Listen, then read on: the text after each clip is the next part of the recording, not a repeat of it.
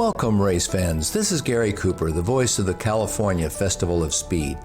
We are back again this year, but in a slightly different format than we usually run. The California Festival of Speed may not be happening in reality, but it is happening virtually with simulated racing, Porsche photo contest, and kids online contests. And I'm virtually as happy as a termite in a lumberyard. We are in for an exciting afternoon of racing at the Auto Club Speedway in Fontana, California. The virtual California Festival of Speed will feature racers from all over North America contesting in 3 sim races, each race with a different Porsche race car. Between the races, we will be announcing the winners of the photo contest and that kids online contest. And now, let me introduce our race announcers for today's festivities, James Pike and Taylor Burris of Podium Esports. Gentlemen, please take it away.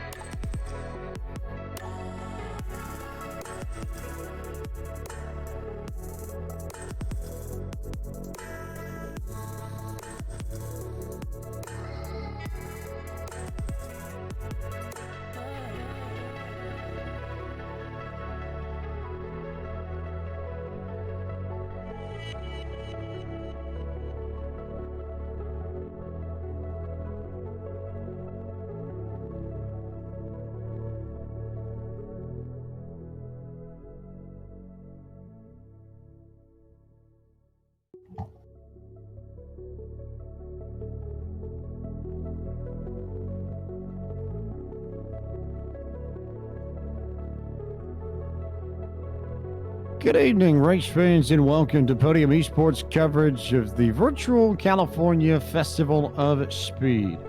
James Pike here, the voice of Podium Esports, alongside Taylor Burris and Blake McCandless up in the booth. And Taylor, a fun sort of one-off here, a completely different event that we have had compared to other past PCA sim racing events, and a fun one-off here that has a lot of real-life ties as well. It certainly does, and good evening, everyone. We are here at the Auto Club Speedway, of course, for the Porsche Club of America Festival of Speed. And this track is going to be providing a lot of different challenges for our drivers. But, of course, it's going to be full of excitement, and it's also a good time with everything going on in the world. It's just a good way for a bunch of Porsche fans, Porsche viewers, as well as us to bring a little bit of fun and excitement during all the crisis going on in the world today. And Blake, there's a real-life tie-in here. This is the virtual version of the real-life California Festival of Speed, one of the large events for Zone 8 of the PCA in Southern California, and obviously not able to host it this weekend of the year like they would normally do in real life, but the clever folks at PCA, as per usual, have come up with a different kind of solution. Well, the folks at PCA, as well as a lot of organizations around the world, are really all kind of dealing with this right now and trying to find the best way to cope. And for racers, there's no better way to come out here than to get in their sim rigs and come out here and do what they love to do, which is to be around these cars and to do it at a track that they're very familiar with. As you were saying, James, this is not unfamiliar territory for a lot of these guys in PCA, being able to come out here to a track they're well familiar with, even on a track in this configuration that they're familiar with as well.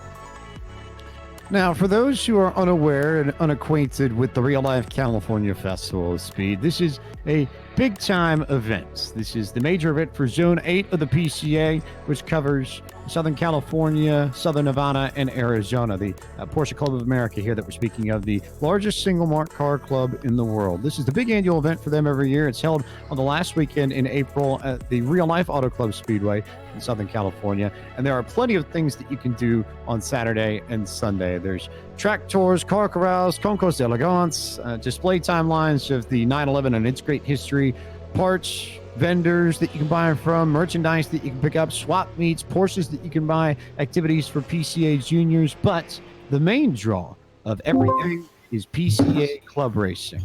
That's been the big draw since this event was founded in 2002. And for this, I guess maybe the first virtual edition and the 19th edition of the California Festival of Speed, we start off our proceedings by bringing in a very special guest. We have with us Wes Stillard, the national chairperson for PCA Club Racing. And Wes, good evening and welcome to the first ever virtual California Festival of Speed. Thanks. I'm excited to be here. I've been at a few actual ones, and so delighted to join you for the virtual. So, PCA Club Racing. It's a huge activity within the Porsche Club of America. It's incredibly important to PCA. Just at large, talk about what PCA Club Racing is all about. Sure. So, Club Racing is, of course, the official racing program of Porsche Club of America. Next year, we will celebrate our 30th anniversary of the program. We have over 1,600 racers, mostly in the U.S., but also in Canada and Mexico. And just a great program. I think that still a family-friendly, fun environment that we encourage. And there's a lot of things that drivers can do within PCA Club Racing. What kinds of cars are raced in PCA Club Racing? What kinds of tracks do you race in PCA Good Club questions. I noticed the cars we're racing tonight are definitely on the fast end. We start with, I think, the GT1s. In our real racing world, we go from the Spec 944, which is pretty analogous in cost and in speed to a Spec Miata, the most popular racing car in the world, and very similar. And it's a popular class that we have in club racing. Goes all the way up to cars that literally run at Le Mans, and drivers that run professional races will come and join us. So there's a wide variety. We really, at Sebring this year, we had over 60 factory race cars there with us, which also meant we had about 150 cars that had been street cars originally and converted to race cars. So all kinds of different cars, all kinds of different tracks. You touched on a few of the other questions that I had for a little bit later, but talk about the involvement of PCA members within PCA Club Racing. How many members does PCA Club Racing in particular have, and how are they spread out across the zones and regions of the PCA? Yeah, we have about 1,600 members, a little over. Heavier on the East Coast.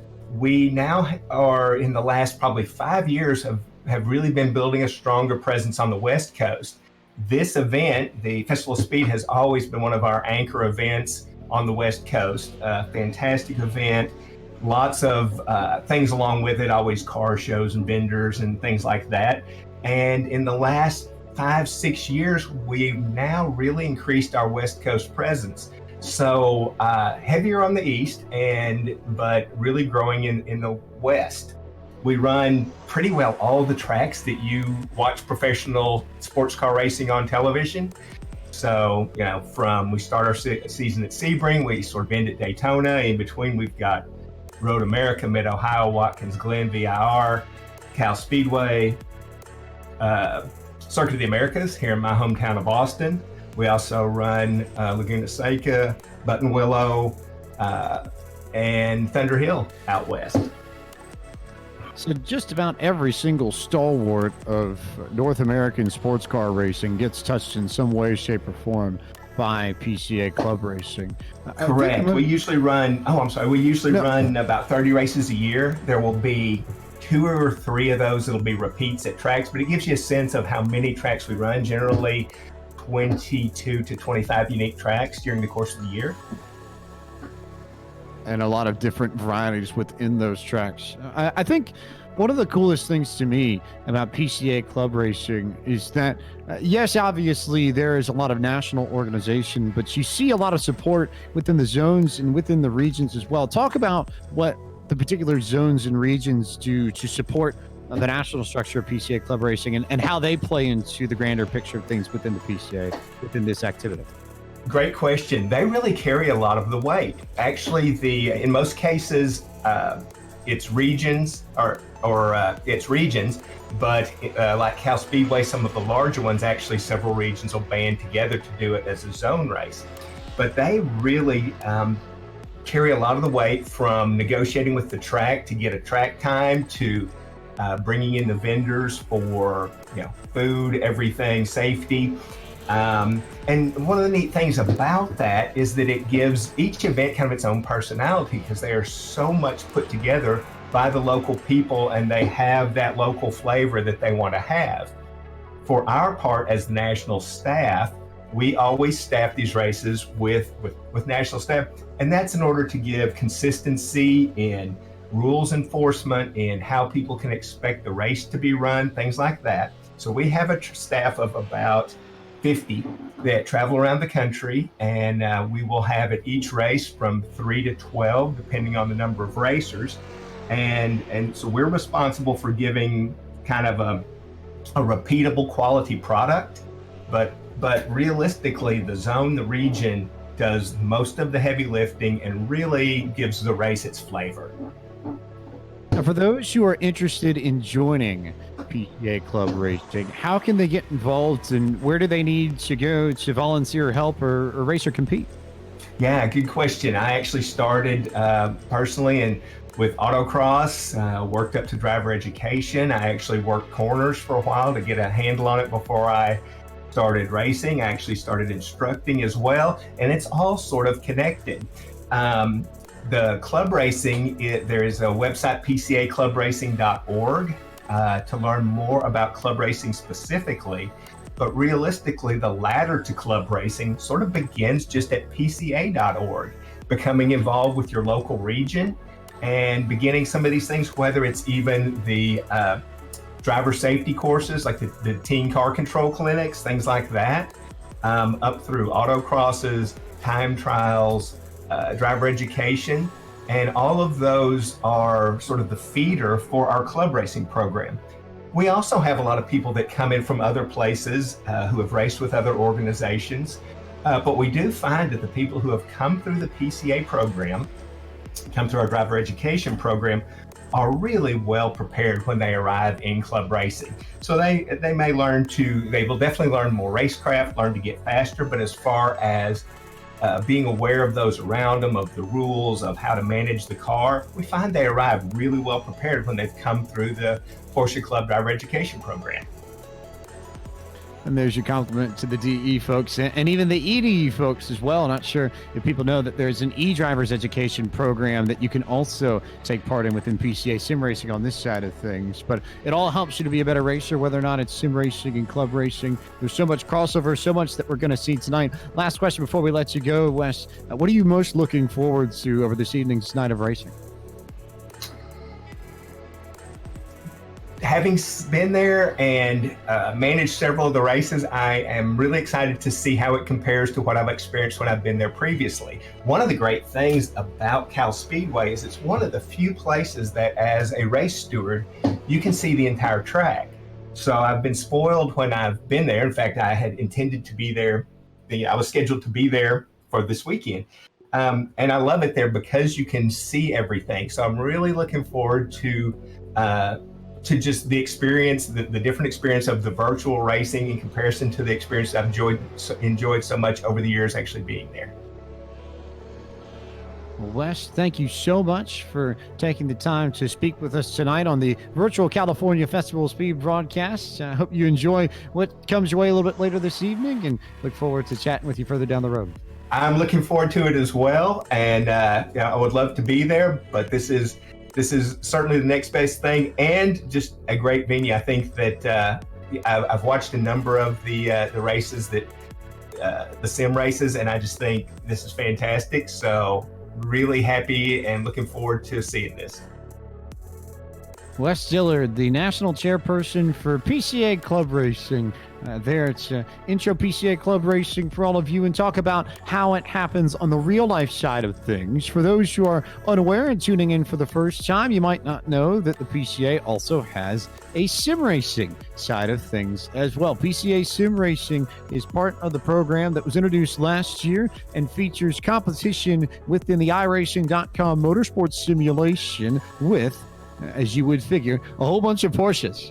Within the past year and a half, we've raced with the 911 GT3 Cup car, which you're also going to see a little bit later tonight, as well as the 911 GTLM car, which you're also going to see. If you go back and look at all the YouTube replays, you'll see a lot of what happened in our most recent series, Series 4, which ran throughout March and April using that car at some of the world's best road courses. You're also going to see the Porsche Cayman GT4 Cup car, which makes its debut in competition this evening within the gigantic calendar and the program set up here. And we'll have a lot of fun watching the Caymans go on our second race of the evening. But I figure at this point, time to tell you about how everything is going to go and the order and the structure of our event this evening. But before we do, remind you that tonight's broadcast of the California Virtual Festival of Speed is brought to you by Pirelli. Pirelli, power is nothing without control. So, Taylor Burris, we've got 3 races that are coming up this evening. We will start tonight with a race in the Roof RT12 GTRs, RT12R track versions, rather. Technically speaking, it most mimics the road-going production version of the 997 GT3. That would be the 911 GT3 from a few generations ago. Then we proceed into our second race of the evening, which will feature the Porsche 718 Cayman GT4, which is brand new to iRacing, just came out last month and was introduced to the service and became iRacing's first ever GT4 car. And then we'll cap the night with 2 races of the 911 GT3 Cup car. And those races, incidentally, will ascend by skill. iRacing has a scoring system called an iRating, which effectively measures how strong of a driver you are or aren't. Drivers who are brand new up to an iRating of 999 are going to race in this first race that is coming up with the Roof, shall we call it the 997 GT3 race. Then drivers in that middle ground from 1001 to 2000 are going to race the Cayman race a little bit later on this evening. And then in the nightcap, we're going to have our best drivers, the drivers with an iRating of 2000 or above. So Taylor Burris, a lot of Porsche racing to look forward to this evening. It certainly is. A lot of great different cars that we'll be seeing out here on the track. Of course, the one I'm looking most forward to is the debut of the Porsche Cayman 7118 GT4 Club Sport. A lot of different factors can come into play with these drivers, but we'll have to wait and see what they can do and accomplish with that new car. I'm pretty sure all those drivers who are assigned to that class have been testing, practicing all throughout the week to get ready for this great event. And as we slide into our gigantic big blue world map, you can see that Auto Club Speedway is in Southern California, not terribly far away from Los Angeles. We're about 30 miles to the northeast of city center LA. And tonight we run the competition layout of Auto Club Speedway, which is the roval that they have set up. So closest thing to a road course that you're going to find in the Los Angeles area, and a pretty tricky road course at that, Blake McCandless. I think a few of us have had the chance to run a few laps over the course of the weekend and leading up to this. It's got a little bit more teeth than you would necessarily expect for a roval. It's not the easiest place to get around. Oh, absolutely. Well, you think about, somebody like me that may be more familiar with the oval side of this, of course, the big, large oval here at Auto Club Speedway. But once you exit turn number 2, you're really in for something, diving it down into turn number 3, going from roughly what'll be 160 miles per hour, at least here in this first race, down to about 50, a hard left-hander into the road course, a portion of the track, and obviously there's just a lot of very tough corners. Turn number 5, a long sweeper. Turn 8, which you and I were both having a conversation about when we were kind of test driving to get ourselves a little familiar with this track, of what could be really difficult. And as we see, even on our just current qualifying times, as they continue to come in, the large gap in times, and that's because, James, and not only are these difficult corners, but with how much power, how much grip these cars have, you have to be on the attack mode the entire way around this road course. And if you barely slip up, this thing's gonna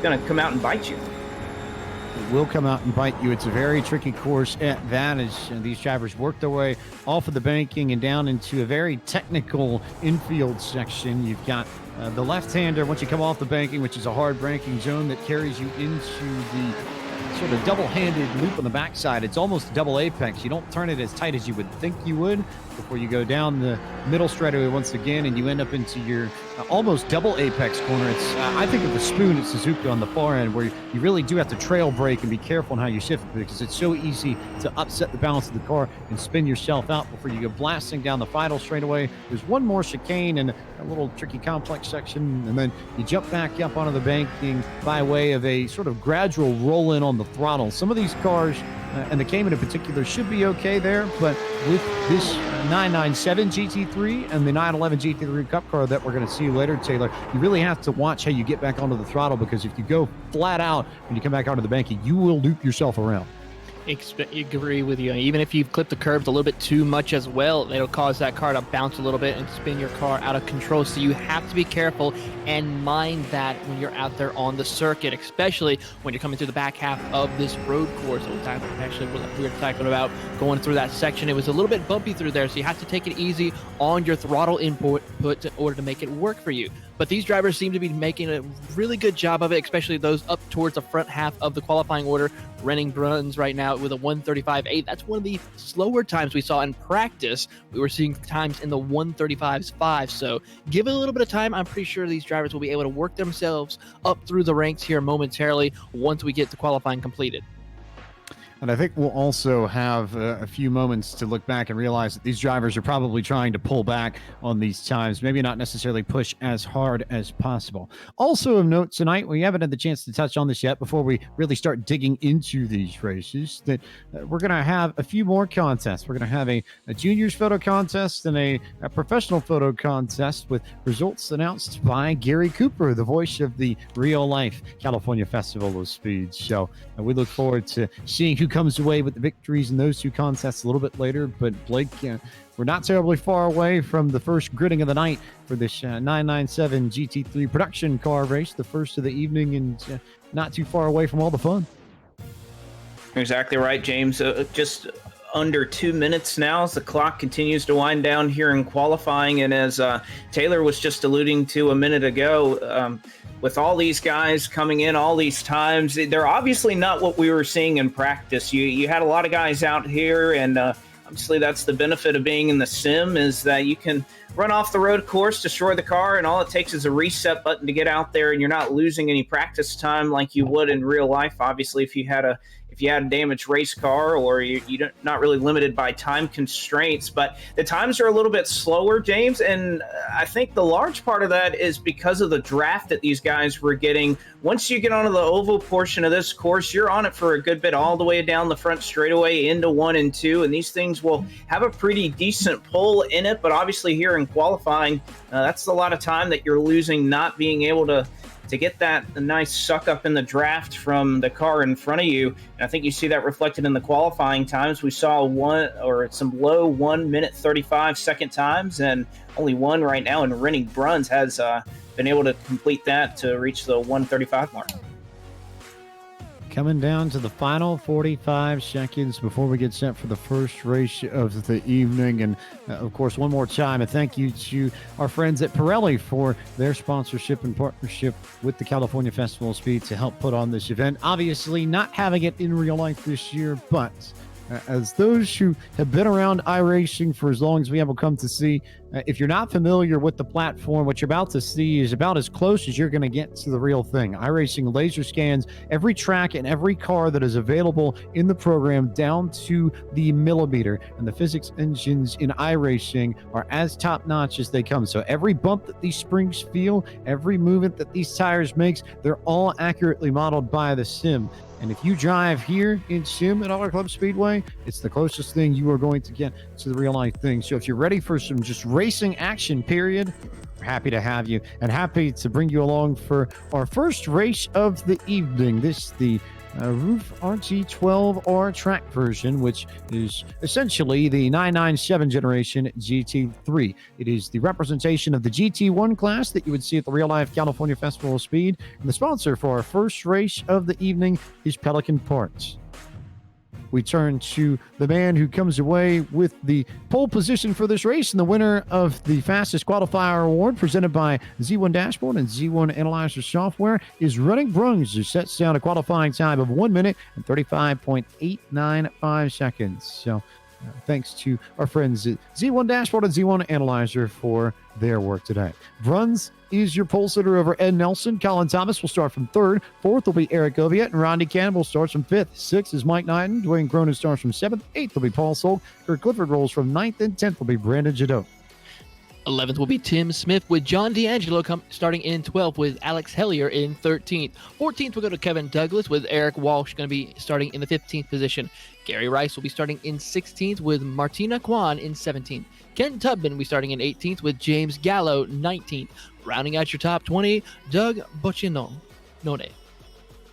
It'll be Owen Pruden in 21st, Jody Podpora in 22nd, Ryan McGee, he'll roll off from 23rd, Landry Sarumi, he'll roll off from 24th, James Bernard will start on the inside of row number 13 in 25th, Brian Leary in 26th, Tim Watson in 27th, David Trinder in 28th, 29th will be Jay Ewing, 30th, James Hemming. That'll complete the cars that put down in qualifying time. The two that did not, Bruce Robinson and Enrique Hernandez, will roll off from 31st and 32nd, respectively. As the cars roll around the grid, as we said, this is the competition layout at Auto Club Speedway. This is a 2.8-mile, 4.5-kilometer circuit with 17 turns. We run in the afternoon. In sim, everything is modeled to what the weather would normally be like on May 15th, 2020. It's the default day for racing in iRacing. The current in-sim time is about 2:30 in the afternoon, local time, so Pacific Daylight Time, and temps are pretty warm. It is 81 degrees Fahrenheit in the air, 118 degrees track temp, winds to the west at 12 miles an hour, and humidity of 29%. It's a little bit windier and a little bit warmer than we would expect. These cars will slide around just a bit, but in either case, we are very happy to have you along with us for the first ever virtual California Festival of Speed, or in fairness, the 19th California Festival of Speed, depending on how you look at it. We'll have 30 minutes of racing to come your way as they get on the gas and go. And Rennie Bruns leads them down across the start-finish line to open up the 2020 Virtual California Festival of Speed. He jumps ahead of Ed Nelson, who slides in line right ahead of Colin Thomas. And they all make their way through NASCAR 1 and 2 for the first time. Single file for the most part as they come out of NASCAR turn 2. Now heading into the hard braking zone of turn number 3 as they start to make it almost 3 wide with Colin Thomas, Eric Ovier, and Mike Knighton as they make it into the braking zone. But nice and smoothly, no major incidents though as they go through that little kink, as we're still a couple of cars 3 wide through that section of the course as they head up to turn 5. Everybody all spaced out amongst the top 4, Blake McCandless, but a good battle with Rodney Campbell, Paul Sulkin there, Kurt Clifford just a little bit further back in all this as these drivers work their way around this long apex corner as Clifford jumps the grass a little bit, and then they start working their way towards this very tricky braking section that we talked about in the track overview. You have to roll into this and trail brake it to get it right. You do, and that's going to be really tough. If you barely overshoot this corners, we'll see them work it in it for the first time. It's actually Kurt Clifford going to be a little bit wide off the corner, and that's exactly right, James, that corner, you lose so much speed as now Clifford and Tim Smith are closed there, and that's for the battle for that 9th position. And Tim Smith going to be slowed up. Now here comes to the inside John D'Angelo. He'll get a nice shot there, and oh, this isn't going to work out. D'Angelo across the track, but somehow escapes hitting someone.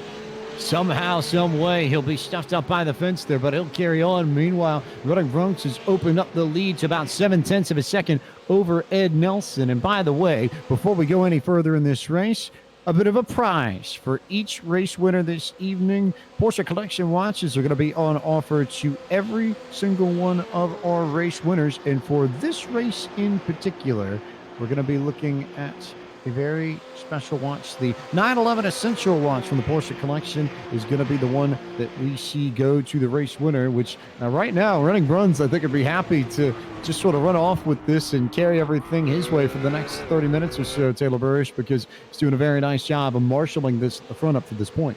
He has indeed. He's checked out by about 0.7 of a second over the rest of the top 4 now as they come through turn number 5. Watch how do they take that little bit higher arc into it before they dive it towards the apex coming off of turn 5 now as we have a battle for that 3rd position in the podium between Colin Thomas and Eric Ovier as they go to that little kink, but they have to back off a little bit just to go there. You can't go too wide through there as he looks to the inside coming up through turn number 7 and can't quite make it work though as Colin Thomas will hold on to that final step of the podium.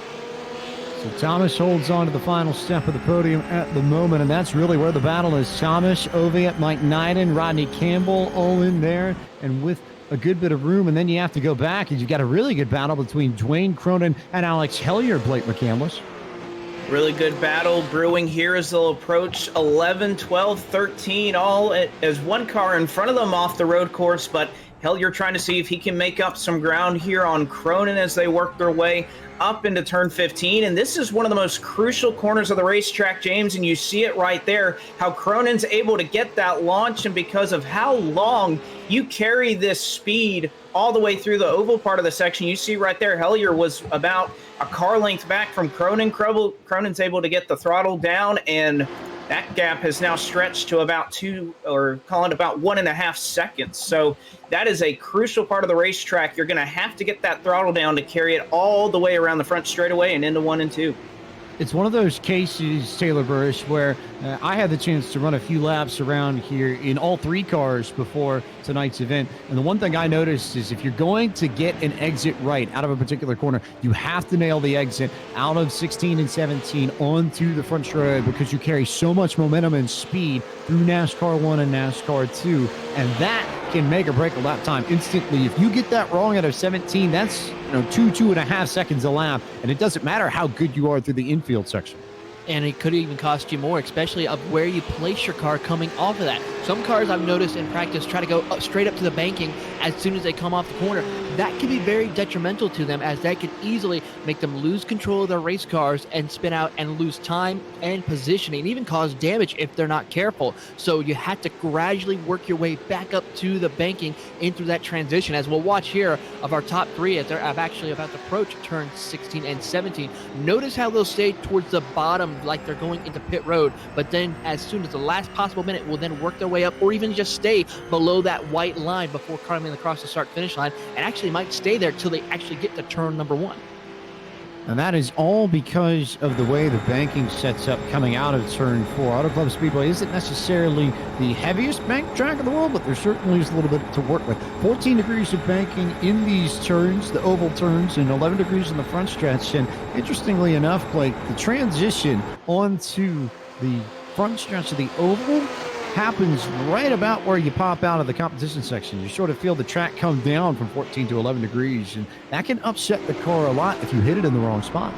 And you're certainly right there, James. Any banking change, you have to be very careful when you're navigating through that section, because obviously we talked about it exiting 17. It can be a big issue if you take that banking change too quickly. Not only think about losing control of the car, but you don't want to damage the suspension on this thing either. We obviously see in iRacing, if you take that a little bit too quickly, that can also upset some things under these machines as well. But I think as we were looking at our top three there, these guys are the ones who are, they're up front for a reason. And not only is that a transition off of 17 onto the front straightaway, not only is it safer to not kind of just put your way up onto the oval that quickly to experience that banking change, it's actually quicker to keep the car down for just a little bit longer.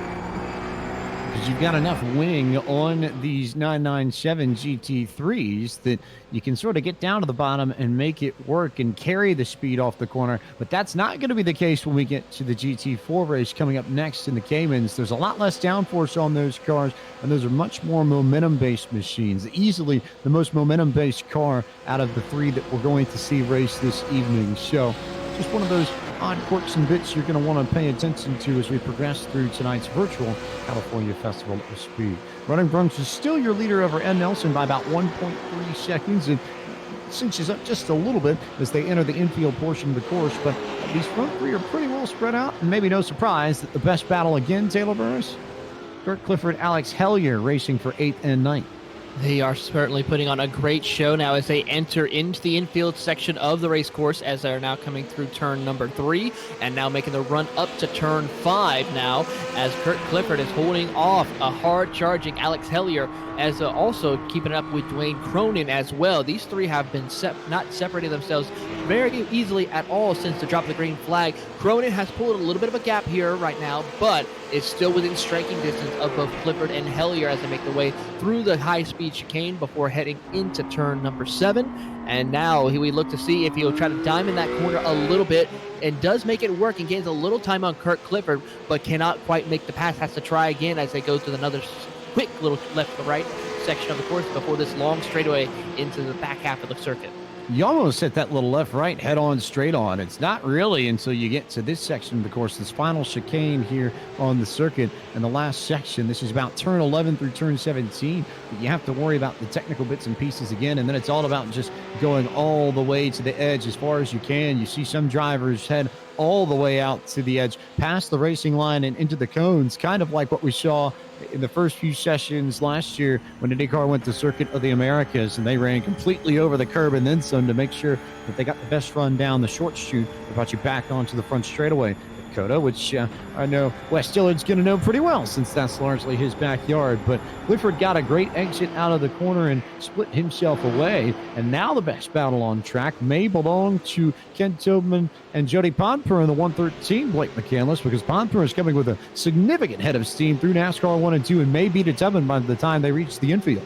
Well, he got a little bit wide there into turn number 2. We'll see if he's able to outbreak him as they go into 3 and 4. Nice solid entry from both these drivers. A little bit of a slip up here from Tubman. That may slow him up a little bit. And you already see on both of these cars a little bit of damage, particularly on the rear of the car for Padpora. And you obviously look forward to Tubman as well, a little bit of rear damage. The other thing I'm noticing, James, is for some of these drivers, we were talking about that aggressive banking transition onto the oval, and a couple of these drivers, including our race leader in Bruns, he has a little bit of right front damage that's visual, obviously not slowing him down a whole lot in that 824 machine, but there is a little bit of a crinkle there on the right front of his Porsche as he's trying to scoot away. Ed Nelson doesn't have it, but it's very visible, but it's obviously something that's not slowing him down all too much.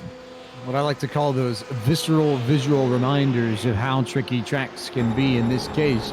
there is enough of a banking change that you can run up onto it and knock in your right front, as Running Bruns has been able to do. Nelson and Thomas sitting second and third. Eric Ilviat and Mike Knight having a pretty good battle. We see a lot of fluctuation between the gaps in this race as we're about 10 minutes into our 30-minute first event of the evening in this virtual California Festival of Speed. And now here comes Knighton out of the Peach State region, making his move potentially on Eric Ilviat. Mike Knighton, who I like to call Mr. Consistency, always puts on a consistent run. Each time we run in the PCA Sim Racing Series is up again, trying to get into the top 5 here tonight as he is coming out of turn number 5 down this straightaway here before they get to the little kink. And now Eric Ilviat is trying to pull up a gap, but Knighton's doing a great job of keeping up with him. Both of them running around the same consistent lap times that time around, with Knighton with about 0.3 faster as they go into turn number 7. You see, as we saw Knighton try to hug that corner a little bit too much. That cost him a little bit of time as Ilviat was able to track out properly and get a nice run off corner exit, but still a great battle between the two drivers. Really good drivers, and it gives us the chance to highlight some of the regions of the PCA. And in particular, if you haven't had the chance to find out about the Peach State region, Mike Knighton's a pretty good representative of that. He's a member of the PCA steering committee for their sim racing endeavors, one of the gentlemen who helps put together all of PCA sim racing activities, and also a very active member in the Peach State region, which covers the greater Atlanta area and also has their own sim racing league. One of the big inspirations for PCA Sim Racing's national program was, in fact, the league that the Peach State chapter itself had before PCA Sim Racing at the national level even existed. So Knighton's got a pretty long history in sim racing with the Peach State region, sim racing with Porsches, and no surprise then Blake McCandless that he is up hunting for a spot in the top 5. Well, and chasing down a driver in Ilviat who was the fastest driver that we saw in practice, as Knighton gets a little bit out of shape there as they exit and go off into turn number 5. And again, James, I think the one thing with Knighton that particularly helps him, especially at a track like this where you have so many long straightaways, was obviously Knighton was chasing down Ilviat there until he messed up exit, and that's really the key that I've been seeing with all these long straightaways you have on this road course is getting your exit right, whether it's out of turn 8 like you just saw right there or out of turn 5. There's just so many long straightaways that you definitely don't want to overdrive entry, because if you ruin your corner exit with how many just long straightaways there are here on this road course, that's where you're going to lose that time, and that's where Knighton lost a little bit of ground to Ilviat in the middle of 5 there. Meanwhile, up at the front, Ed Nelson started to close in on Running Bruns for the race lead. It's down to half a second as they come across the start-finish line. And last time by Taylor Burris, Nelson was faster than Bruns by about 0.3 of a second, a 1:36.4 to a 1:36.1. And how interesting to see Nelson run up the racetrack. There are a lot of lines you can take, not only through the NASCAR portion of the racetrack, but through the final portion as you come up into the infield section, and you see Nelson go way wide, but you wonder if it might be time for that number 9 machine, that light blue car, to attack and maybe go for the race lead. He's going to try everything that he can right now as he comes up to turn number 5 right now, putting a lot of pressure. Almost got into the back bumper of Bruns there, but it couldn't quite make it work. But we are having ourselves a battle for the race lead as they head down this short chute before heading over into turn number 7. They had a little bit of lap traffic to negotiate through, but that was made short work of that. Into turn 7 they will go. Bruns trying every defensive position that he can to keep Ed Nelson behind him as they come out of turn 7, and still continues on, but a great run in showing that Nelson is ready to now finally take the fight to Running Bruns for this race win. Keeping eyes on what happens amongst that battle. Colin Thomas not terribly far behind this group, the driver out of the Allegheny region, which covers most of the Pittsburgh area. So, and I think that might be one of the more interesting aspects, maybe one of the fun aspects of the virtual California Festival of Speed, Blake McCandless, is that normally this is a primarily Zone 8 event for people who live in Southern California and in Nevada and in Arizona. You're not really going to see too many people outside of those zones travel in. But here, you've got competitors in these club races from all across the United States and Canada taking what are most likely their first ever cracks at this racetrack. It's a new course, but a tricky course. But you get a lot more people in on all the fun at the end of the day. And you're exactly right. That's one of the great things about sim racing in general, James, is the accessibility that it brings to everybody, that within a couple of minutes you can be out here running, at the Auto Club Speedway, or you can, load out of the server and go race somewhere else, anywhere in the world that iRacing has. And of course, there's no shortage of venues to get your groove on in sim racing with iRacing. As Nelson, a little bit of a slip up there as they exited turn number 5, so he's going to lose some ground, may lose the draft from Bruns that he was using to run him down. But James, you're exactly right that what these guys are able to do, and you're able to open this up to so many more people that are able to take it out here to the Auto Club Speedway and try to make a run of it. Obviously, Bruns out from California, so he has a little bit of experience, but a guy like Ed Nelson, also up in the Northwest, the accessibility to bring guys from all across the country together to race in something that originally they may not have been able to do is obviously pretty neat here in iRacing. Ed Nelson, a member of the Pacific Northwest region of the PCA, which covers the strip right along Elliott Bay in Washington State, Seattle, Tacoma, Olympia, Everett, just about every one of the major metro areas in the western part of the state, all covered by the Pacific Northwest region of the PCA. Also, I think that might be where Alberto Fonseca is from, too, one of the PCA sim racing stalwarts throughout its year-plus action. Good battle in the 11th spot as we turn our attention to Jody Podpora, Bruce Robinson, and James Bernard, all of whom competed in Series 4 of PCA sim racing that just wrapped up on Friday night. If you're interested in finding out what happened across that entire season, we won't spoil it for you, but you can go to youtube.com/iRacing Esports Network or search for PCA Sim Racing Series 4 in YouTube, and you can see all 8 races in their entire, or all 8 rounds in their entirety. Certainly not races. I think that might be an important point to make. That's an understatement, James. An understatement, but a really cool point, I think, to make, because it was a good problem to have for PCA Sim Racing this past season, Taylor Burris. You had so many people sign up that we went from double headers every night to 4 races for 4 classes every night. The growth was nothing short of remarkable within the 2-month stretch. It certainly was remarkable racing like we're seeing right now between James Bernard, Bruce Robinson, and Jody Podpora as we have contact as they go into turn 3 as they have to check up. Podpora has to now put the brakes on and is now stopped on the racetrack. Will continue on, but we saw a lot of great racing, especially around these 3 drivers. They had put on a great show in their respected classes as they are continuing on. So these 3 drivers know how to race around each other, as with, unfortunately, though, some contact. So the officials will probably be looking into that as we continue on, as we are now approaching 9 laps to go. Maybe the best example of that geographic dispersion and access to this event that you might find, James Bernard, who was right there in that mix and got in the back of Podpora from the Alaska region of the PCA. So it would be a bit of a jump for him to come all the way down to Los Angeles. But again, it sort of reinforces the point. Bruce Robinson, part of the Northern Ohio region of the PCA, which covers a lot of the Cleveland metro areas. So you got a guy from Alaska and Ohio, and then you've got Podpora in the mix as well. He's from the Rocky Mountain region, which stretches up north from Denver and basically covers the stretch in between Denver and Cheyenne, the Wyoming state capital. So a bunch of West Coasters out here getting involved in a primarily West Coast event, but that won't be the case for the entirety of this evening. You'll see a lot of folks involved across the way. Eric Oviatt has fallen into the 5th position. Rodney Campbell just got around him for 4th. That dark green 997 GT3 sliding up in front of the white number 23 of Oviatt, now going wide. And you're starting to see, I think, some of the banking wear take effect. I think you're starting to see a little bit of the tire wear play into this as well, Blake McCampbell.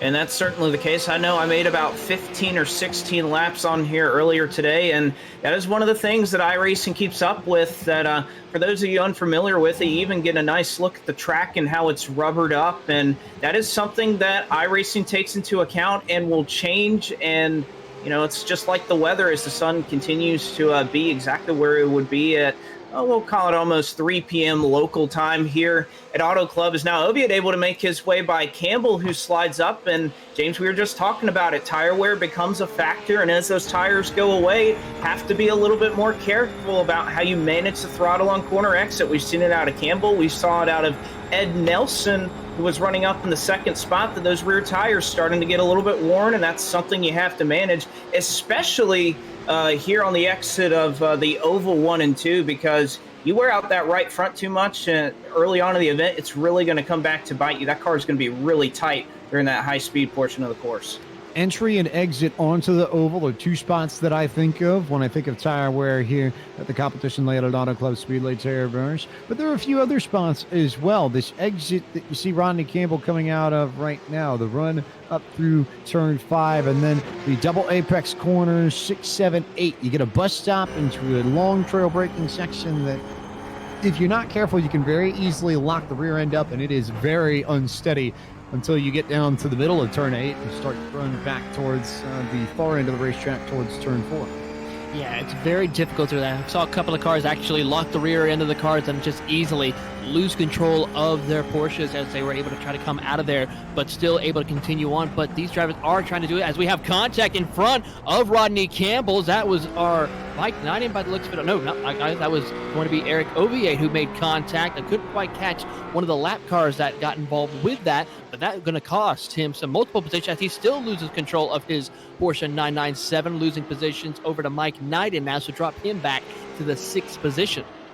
So Knighton jumps up into the top 5, and that really has spread out the top 5, incidentally. You have to go back to the 13th spot. Gary Rice and James Gallo, your next best battle. These two within about maybe 3 or 4 car lengths of one another. And again, two drivers with experience in PCA sim racing already. Rice comes from the Peach State region. We've already talked about them. The Atlanta area covered in all their glory and putting on a good show, to be fair, between him and Mike Knighton. And then James Gallo from the Hudson-Champlain region of the PCA, which goes up through the Hudson River Valley and stretches up to the state capital of Albany, the Tri-Cities area. So you see Gallo got a little bit tight there with the chicane, but again, everybody's sort of spread out and converging on virtual Southern California, which in fairness, given how great the weather is this time of year in Los Angeles, Blake McCandless, virtual real, I'm not complaining if we're down here watching some good racing. Well, it doesn't even have to be summertime in Los Angeles to get good weather. I think we could pretty much see that all year round. Of course, Los Angeles is a place I'll never or have not ever visited, but I don't think anybody who is from the area would tell you that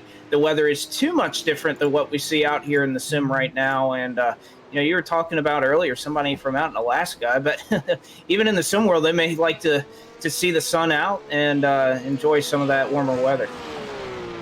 Some of the warmer weather, and Running Bruns is enjoying some of the warm padding he's got to Ed Nelson. Bruns is still in control of this race in the brown car, maybe not surprisingly, maybe fitting, giving the last name, but Bruns competing for the wristwatch at this stage and beginning to look like a pretty clear favorite for it, so long as there aren't any incidents that pop up within the next 7 minutes, Taylor Burris. But we've seen the commentator's curse on many a Podium esports event, and I would say absolutely nothing is certain, because we can talk about it like Bruns just about has it bagged, and in fairness, he has been the fastest car on average in the field the last 5 laps, and yet still something somewhere could happen to throw this race completely into disarray. And speaking of which, of having the commentators curse, we've had that happen numerous times in the PCA here, but hopefully we will be able to have a commentators curse free night for this. We have some great racing going on, and still watching Bruns. I mean, very impressive with him coming out here in a race, and kind of looking forward to see what he can do if he decides to make an appearance in the Season 5 appearance of the PCA Sim Racing Series. Season 5, the season that's going to feature the Porsche Cayman for the very first time. Never before has PCA had the chance to race the Cayman, but it is a natural fit here, I think, maybe more so than anything else. Maybe not a huge surprise that we finally got the chance to roll out the Porsche 718 Cayman GT4 Club Sport MR, as iRacing knows it. And just a car that's a lot of fun that's going to be involved in PCA Sim Racing in September and October. And for more information on what you're going to find in Series 5, you can log on to PCASimRacing.com. And if you want to get involved in the next installment of PCA Sim Racing at iRacing, you can hop over there to find out more information, find out how to get yourself started in iRacing, find out how to get involved within the PCA Sim Racing League within iRacing, the Discord server where there's plenty of chats and plenty of fun jokes and things. And I will take a moment to pull out some of the humor of the PCA Sim Racing Discord, only because Kenny Brown was very disappointed. Kenny was the club class champion of Series 4 PCA Sim Racing, also from the Peach State region, maybe not surprisingly, and made a very, very cool little button for the back of his car. He has his 911 GTLM painted up like one of the Targa Porsches from back in the 80s. You had the roof and the soft top marked where the engine cover would be and all. For the last race, he managed to pull a page out of the Dwight Eisenhower playbook and managed to make an I like Pike button, and somehow managed to put my face on the rear deck lid of his 911 GTLM, which I thought was very clever. He was very disappointed that I didn't get a chance to mention that on Friday night show. Blake, that this counts as me making it up to Kenny. I did see it. I am aware of it. I thought it was hilarious. And if you want more fun times, just head on over to the PCA Sim Racing Discord server, which you can find the link to on PCA Sim Racing's dedicated website. Absolutely. Always good to see the drivers and the broadcasters kind of have a little bit of fun with each other. And unfortunately, James, to report that Ed Nelson, who was faster than our race leader for a little portion of this race, he ran off just 2 laps ago, ran off the course when he was trying to make it through that turn we've been talking about a lot today, turn 8. He went off course and lost about 4 seconds to running runs. And of course, very unfortunate, because if Nelson could have just sniffed the draft from Bruns, this would have made this a very interesting finish that, really could have transpired here. But now it's on Bruns right now as the clock starting to approach. We're nearly 30 seconds out now from that clock reaching 30 minutes. So right now the onus is on Bruns to just drive her home, keep her between the lines, and get through the rest of this one cleanly. Now, the interesting thing to note between iRacing sessions, as they're called, particular parts and pieces of the race that you run within a gigantic race like you're seeing here, is that even though the clock is about to hit 30 minutes within the session, that's not necessarily the same as the race clock, because that clock begins from the time that the drivers take the starting grid. It's not until they actually cross the start-finish line before the race clock actually goes off, and that's what you're seeing on your screen down at the bottom in that green trapezoid. So the green clock there is the one that we need to watch, because that tells us how much time is left. And just with a little bit of simple math, you can piece it together pretty clearly and easily that Running Bruns now has 2 laps to go before he picks up the victory in the GT1 class tonight at the Virtual California Festival of Speed. And as this is all separated, Ed Nelson's now going to worry about Colin Thomas, because Thomas is all over his rear bumper, Taylor Perez. He is. He's picked up the draft. He's going to try to go the long way around as they head into NASCAR turn 1 and 2. Now ducking behind him to utilize the slipstream. See if he can slingshot past his competitor Ed Nelson before they get into turn number 3. But right now, as they come out of NASCAR turn 2, set up for the braking zone at turn 3, it is now going to be side by side between them. Ed Nelson tries to outbrake him, but it can't make it work. Here comes Colin Thomas. Will he be able to utilize that mistake and make the pass? The answer will be yes. Move Colin Thomas up to second place, but Ed Nelson, though, still tries to put on a little bit of a battle, though, as they go into turn 5. But now, move Colin Thomas up to P2.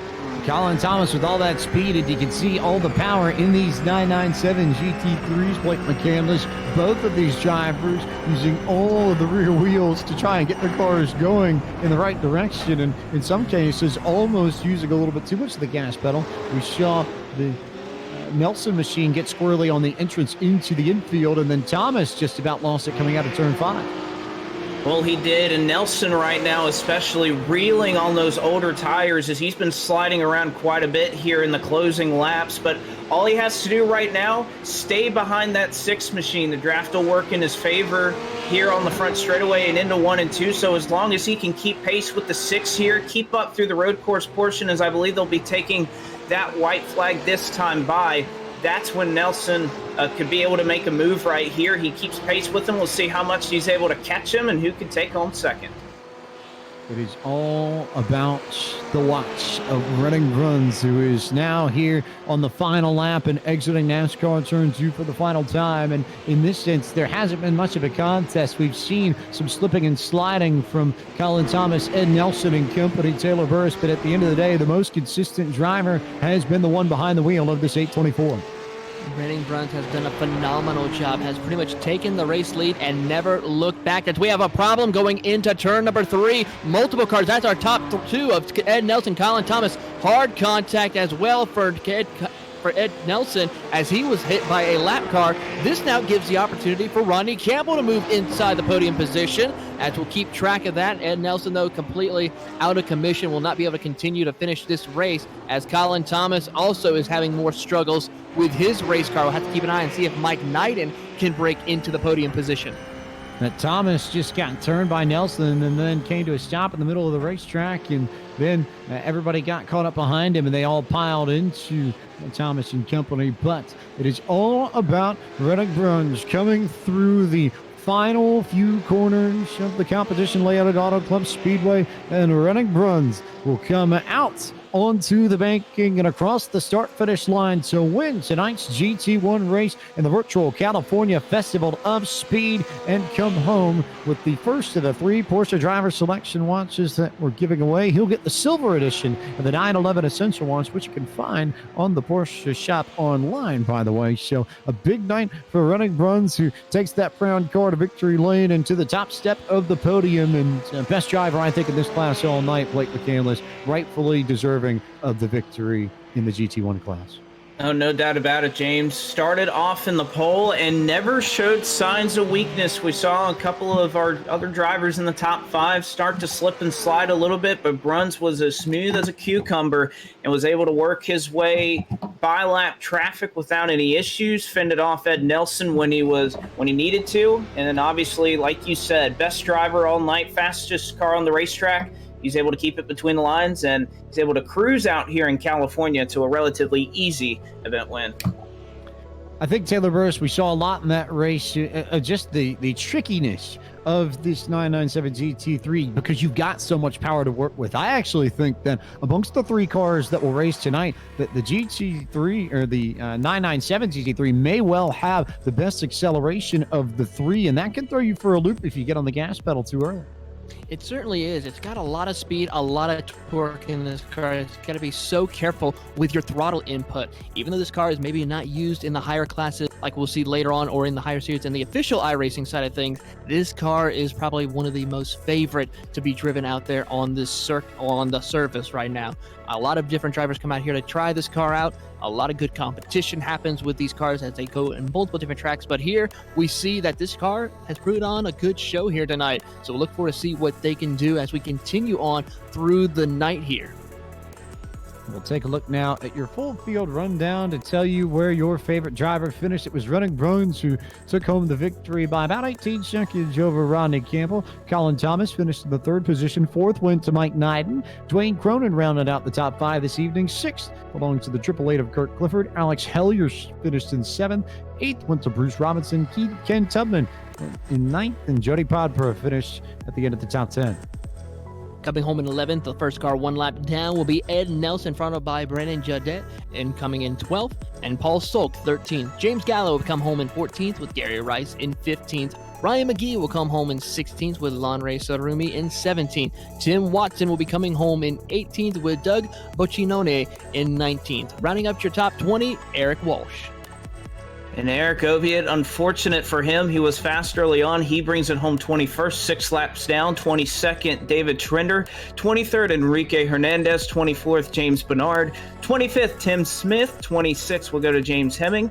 27th, Owen Pruden. 28th, John D'Angelo. 29th, Kevin Douglas. And 30th was Brian Leary. 31st, Martita Kwan. And 32nd, 19 laps down, was he was scored, Jay Ewing.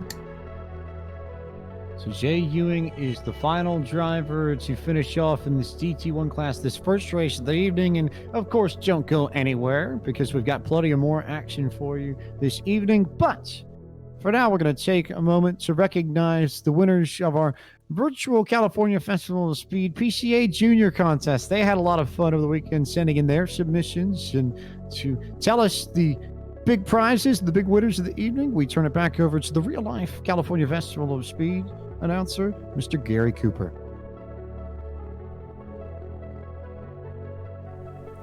Hi again, race fans. This is Gary Cooper, the voice of California Festival of Speed. Yesterday, we also concluded the California Festival of Speed PCA Juniors Artwork Contest. Young Porsche enthusiasts submitted some creative works of art. Each PCA Junior winner will receive a Porsche gift for participating. The judges reviewed all entries and had a very difficult time with the selection, but the winners were selected as Claire, age 4, Lola, age 7, Seth, age 13. Our winner's artwork is on the screen. Each winner will get an age-appropriate Porsche gift. A special thank you to all that entered the PCA Junior Artwork Contest.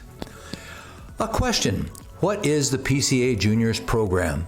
The PCA Juniors program has been created so kids can enjoy PCA events, learn about Porsches, and build the enthusiasm that runs throughout the entire Porsche Club of America. PCA Juniors is a free program for Porsche enthusiasts under the age of 18. PCA Juniors will receive a welcome package that includes an age-appropriate gift and PCA Juniors ID badge. PCA members can sign up PCA Juniors at pca.org/PCA-Juniors. Once again, congratulations to our winners, Claire, age 4, Lola, age 7, and Seth, age 13. I'm sure you'll agree these are beautiful pieces of art.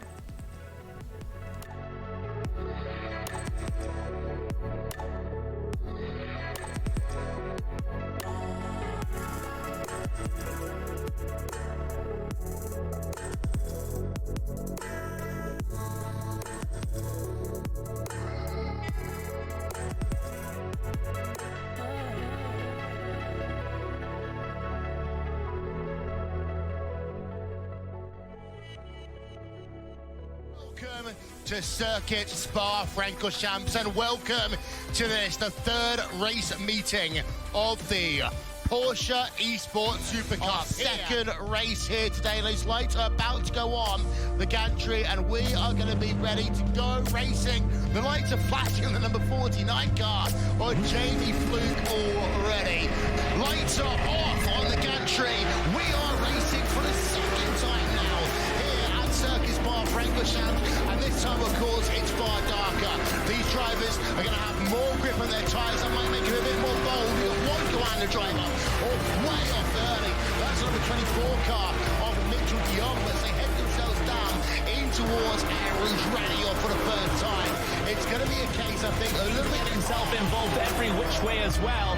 Mitchell de Jong on the outside, Carroll in the middle, and it's going to be Rogers on the inside. The Rogers backs out, makes it 2x2 between Carroll and de Jong, and that's Carroll punted towards the outside of Lecombe. It collects a car behind him, Jared Filsell, and more drivers are getting involved. Yeah, so Flashing up the lights, but we've had Job spin around from P3 in this race. He has to wait, and that is horrible there for the British driver. It is an unforced error again from Sebastian Job. How many times have we seen it? And so we still have this battle for the overall feature race win. Patrick Holtzman versus Tommy Erstgaard, and now Erstgaard. Sebastian Erstgaard then, defensive inside line taken from Holtzman. Erstgaard looking for a move around the outside. They go door to door for the feature race lead here on the last lap of the race. Erstgaard outside line for Malmedy, and he gets the traction off the corner as well. He gets position, but this isn't over yet, Will. It isn't, as they've got themselves half a lap still to go of this race. Tommy Erskard there, Patrick Holtzman taking the safe option, and is going to settle for second position. But what that means is your winner here today is going to be Tommy Erskard in your feature race, and he's going to make himself $1,000 richer as a consequence. Tommy Erskard is your victor here in our feature.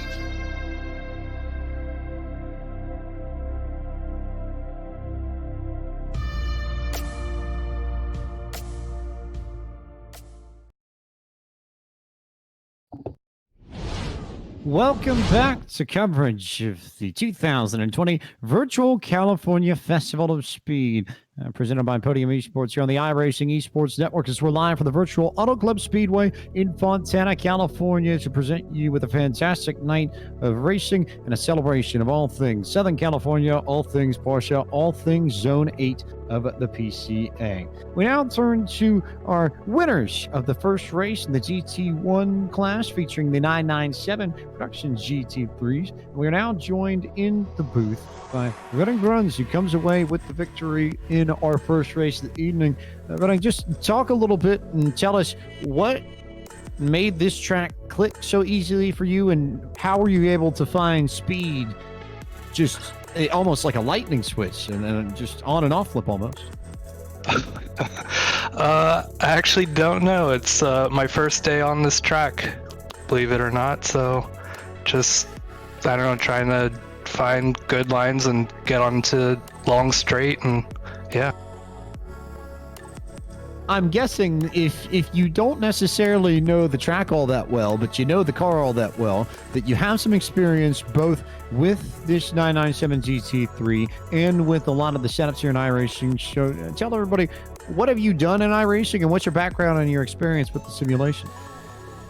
Well, I've been on iRacing for about maybe 6 months or so. Just, you know, a fun thing to do when can't really go to track days all that often. But I have been running some events in the past with POC, and did some track days at Willow Springs, and yeah, so just on iRacing, just a lot of sports car racings and road racing. So a lot of fun that you have here, and if you've got experience with PNC, I presume that you're not terribly far away from Auto Club when it comes to real life racing. Tell us about your region of the PCA, and what sort of involvement you have with them, and how cool it is to get the victory for them tonight. It's really cool. I've really just kind of been a member with the Los Angeles region. Honestly, haven't done too many events with them, mostly with POC, the Porsche Owners Club, but it's really cool. It's cool that it's, Los Angeles, and I've gone to the track and, looked at it, and never actually raced on it, but, racing on iRacing and getting a win is really cool. So your first virtual race on the track that is in your backyard by comparison to a lot of the other people here, and you come away with the 911 Essential watch from the Porsche Drivers Collection, which I have a feeling you have to be pretty excited about. How happy are you to take that home with you as a prize from tonight's race? Yeah, I mean, I was really just excited to get pole to start with, and I was just nervous all through the first part of the race of just be smooth, don't do anything silly, keep it on the track, and luckily that plan worked out for the whole race. So yeah, it's really exciting. I was pretty happy. Redding, I know there are a lot of people that make your success tonight possible. Who do you need to send thank yous and shout outs to for your victory this evening? Definitely my girlfriend, to allow me to race on iRacing as much as I do. I know it's kind of a burden on her, and really POC just kind of given me my first taste on track with real life Porsche experience, and I guess just everybody that's made iRacing and everybody that's made this event possible. Running on behalf of the PCA and the Zone 8 of the California Festival of Speed, congratulations on winning the GT1 race this evening. Enjoy that watch, and thanks for taking the time to talk with us up in the booth. Thank you. Running runs out of the Los Angeles region of the PCA, your winner tonight in the GT1 class, the man who finished in second and third in GT1. We turn now to the Allegheny region's Colin Thomas, who is standing by with Taylor Burris. Here with Colin Thomas coming home in the final step of the podium in P3. Colin, very unexpected as a lot of things happened on that last lap. Tell us what happened there. Yeah, so we had a good battle going there. Something happened with the P2 driver at the time. I was able to catch up to him. He had a good gap on me, and I got a good run on him, and I let him take the inside the first time into the first turn. But it went a little hot, and I was able to identify that and stick get up on the inside of that second part, that chicane. And then coming around the next time, I was ahead of him on that last lap, and I don't know if I just slowed it down or he was just coming in a little too hot, but he tagged the back side of my car and did a little damage there, but at least I was able to get it going. It was a little hard to bring it home that last lap, but hey, P3, I'm happy with it. Yeah, I had a little bit of a tight battle towards the end coming out of the final corner with Mike Knighton for that P4, but overall a great performance. What were some of the difficulties of out there on the race circuit? Well, coming up on lap traffic, that I wanted to keep it clean, so that's always a task, and just knowing what's around you. I stand on that. Well, before we let you go, why don't you give a shout out to the people who help you race from week to week, and anyone you'd like to say thank you to? Yeah, I just like to say thank you to my family for watching all the races, and thank you for my girlfriend for helping me out here at home. All right, that is Colin Thomas coming home in P3. Colin Thomas, your third place finisher this evening in the GT1 class at the Virtual California Festival of Speed. And we can now close the book on our first race of the evening, that GT1 race, and we get set to line up everything for the GT4 race. But before we do, one more time, a big thank you to Pelican Parts for their support of the GT1 class at the Virtual California Festival of Speed, and you can visit pelicanparts.com for more information on them. We now turn to the second race of the evening, this for drivers between 1001 and 1999 on the iRating scale. This is the GTD2 class by PCA Club Racing Standards, but more commonly you'll know it as the GT4 class. And we make the debut in PCA Sim Racing for the Porsche 718 Cayman, the GT4 car that is most commonly run here in the United States and Canada in the IMSA Michelin Pilot Challenge alongside some TCR cars. But this is Porsche's entry in that field, and a lovely little race car, Blake McCandless, that is going to be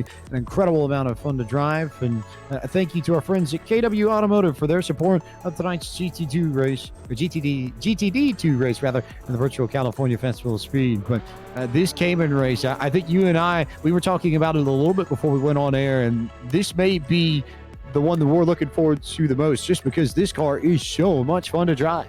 Oh, it is, James. And this was the first car that when I was making my test laps out here trying to, I guess, learn a few things about this racetrack, this was the car that I first put on this track. And I'll tell you what, a little bit slower than what we're just came from in GT2s. But I'll tell you what, this thing is fun to drive. Doesn't carry as much speed as the other one. You have to be a little bit more careful on how you navigate this thing through the corners. You could really attack in our first race. This one you can't attack as much, still have to be pretty aggressive, but like you said, this thing, shifting isn't as much an issue. It's just fun to drive, and it should be, I think, even a more competitive race with slowing it down a little bit. These guys will be a little bit closer together, and again, I'm really looking forward to it, because I hope it's as fun to call in the booth as it was to wheel these things out here at Auto Club.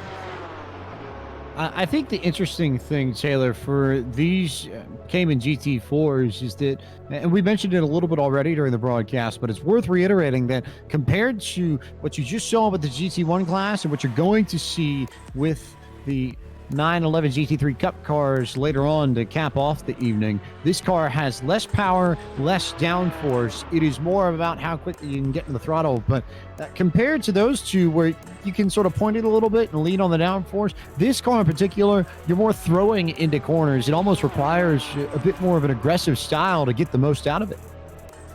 It certainly does, and if you think about it, this car is probably the closest thing to a street car that you can get here on the iRacing service. With a few small modifications, this car pretty much, if you take those racing modifications, could probably go out there on the actual road and drive it. Of course, we know that for sure with these cars with Porsche fans, but this is the most entry level that you could see in the GT4s category, where these drivers will have to definitely throw their weight around in these cars in order to make the corner, and momentum will be key. So that final section, turn 16 and 17, if you do not hit your mark through that section of the course, getting that good run off, you will lose valuable time and positions drastically compared to we saw in the GT1 with the 997s. And unfortunately, the draft is not going to be as strong compared to what we saw in the 997s as we saw in race 1. So a lot of different factors that these drivers will have to face. But looking at the field of drivers who we have here tonight, I know a lot of these drivers who ran in the PCA Sim Racing Series the past several seasons who can definitely know how to wheel these Porsche GT4s, as Liam Verzitis and several other drivers have made their first lap here at Auto Club. Nielsen Lawrence has the fastest time, but as you look at this list, and I think a few drivers that jump out to me here, you see a lot of names who are PCA Sim Racing veterans. Liam Verzitis out of the Upper Canada region won 2 races in the club class in Series 4 PCA Sim Racing. Joe Stiffel also had some victories in PCA Sim Racing Series 4 as well. Charlie Yao was up in the fight in the club standings for a good chunk of the entirety of that series. And you run through this list, this is really where you're starting to see the veterans come in and come out to play. Jonathan Waltwin, Michel Levesque, Jake Steinbrink, Brett Holmes, Christian Rava, Dewey Kang, who I know has a lot of friends here in Los Angeles and is going to want to put on a show for them. Stephen Bukowski, Frank Santori, and one of the fastest men in practice, even Shebal Ben-Yopadhyay, also in this field as well. No, you're certainly right about that, James. And nothing against Renning, but you may not see that guy that, just had never put laps down on the track go out there and win this race. You have a very competitive field out here in a car that's a little bit harder to drive. I know even when I was testing, the one thing that I think is going to be interesting to watch the difference with this car is, obviously, we were talking about the more aggressive style that you have to drive this thing with without as much downforce and what have you from what we just came from. The biggest thing, though, these things do not appreciate the curbs as much as the car we just came from. I know just in my testing that I did earlier in this race car was the big difference that if you have to be aggressive, but if you overdrive it, you hit the curb, it's going to toss you out a little bit. You're going to lose even more time. So that's when guys like, now you even see Jose Rivera at the top of the board, a 142.6 is what he puts down right now, is amongst 2 drivers there, the 142. So that experience, these veterans that you were just talking about, they're going to really showcase their speed here. And maybe not a surprise, Taylor Burris. It's not cheating, we promise, but you want to take a guess at what region Jose Rivera hails from? I'll take a wild guess and say from the California region.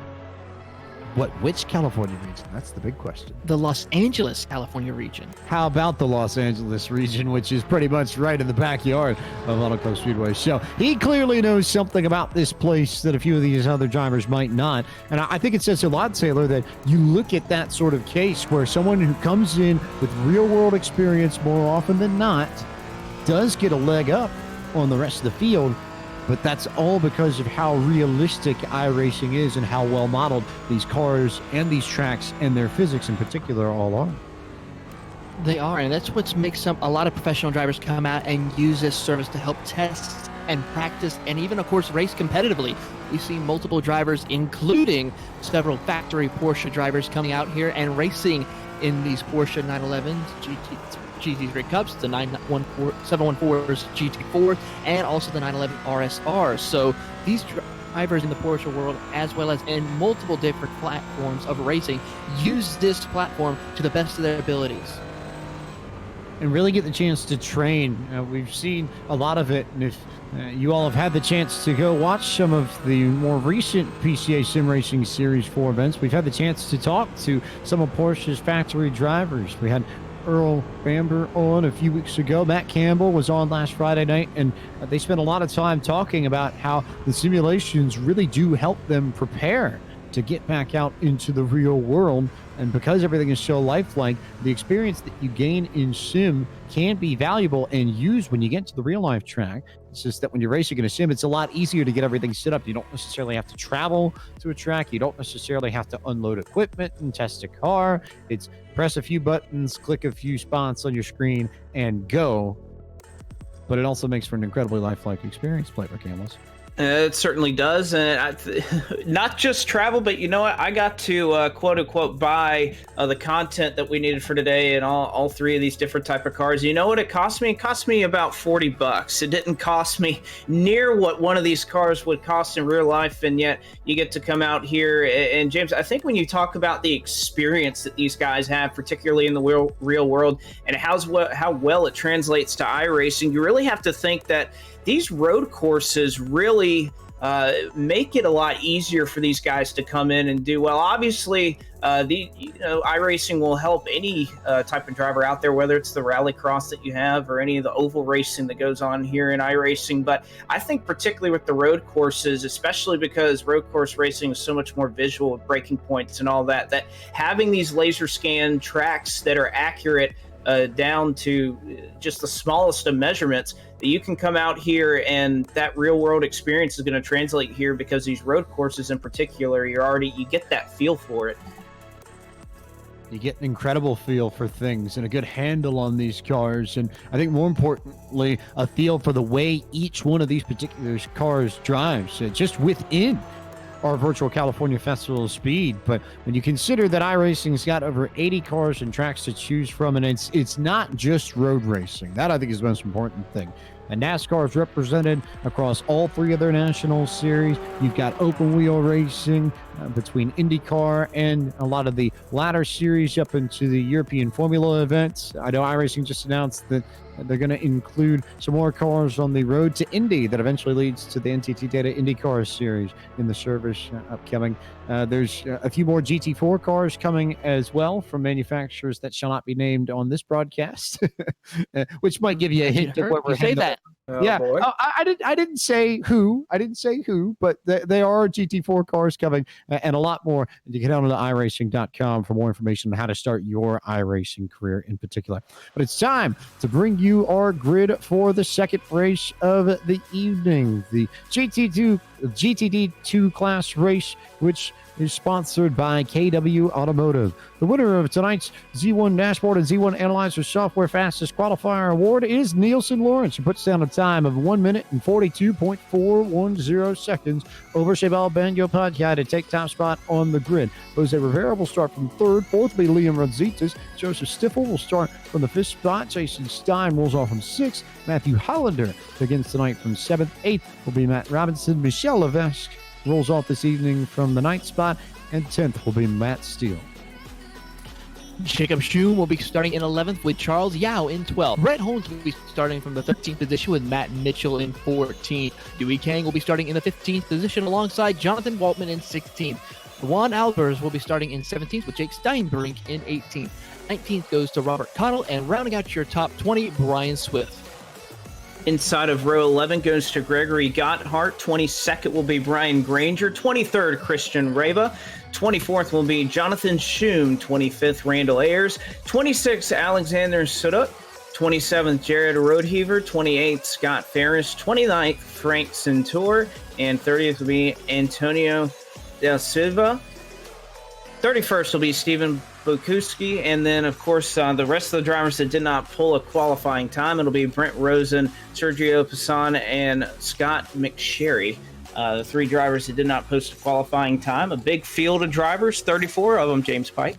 34 drivers on this grid. We remind you that this is the competition course at Auto Club Speedway, the Roval, as it were. It's a 2.8 mile, 4.5 kilometer course with 17 turns. And we once again race in the afternoon, and temps are very similar to what they were in our GT1 race. It is 81 degrees Fahrenheit, air temp 118 degrees, track temp, winds to the west at 12 miles an hour, humidity of 29% as we race at right around 2:40 local time on iRacing Day, May 15th, 2020. Sun is high in the sky. Caymans are ready to roll. We're glad that you are hanging here with us on your Sunday night as we bring you the first ever virtual California Festival of Speed during what would have been the 19th real-life California Festival of Speed's weekend. So, all on Nielsen Lawrence and Cheval Banyo Padilla to get us started in our second race of the evening, the debut of the GT4 Cayman in any form for PCA Sim Racing, all set to go from Auto Club.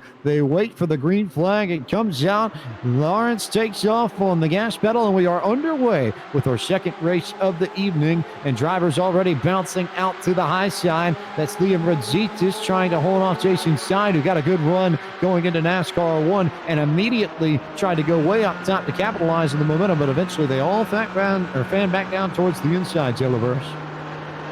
You certainly do, as Jose Rivera will now slot into second place as they come out of NASCAR turn 2 into the hard braking zone of turn 3 for the first time. Rivera, though, overshoots the corner and not going to be able to make it work this time around, as he will slide back in second and lose more positions. We go 3 wide off of turn 3, heading up into turn number 4 and 5, as we see Shabala Banjo-Paje move back into second, but under heavy pressure from Jason Stein as they come out of turn 5.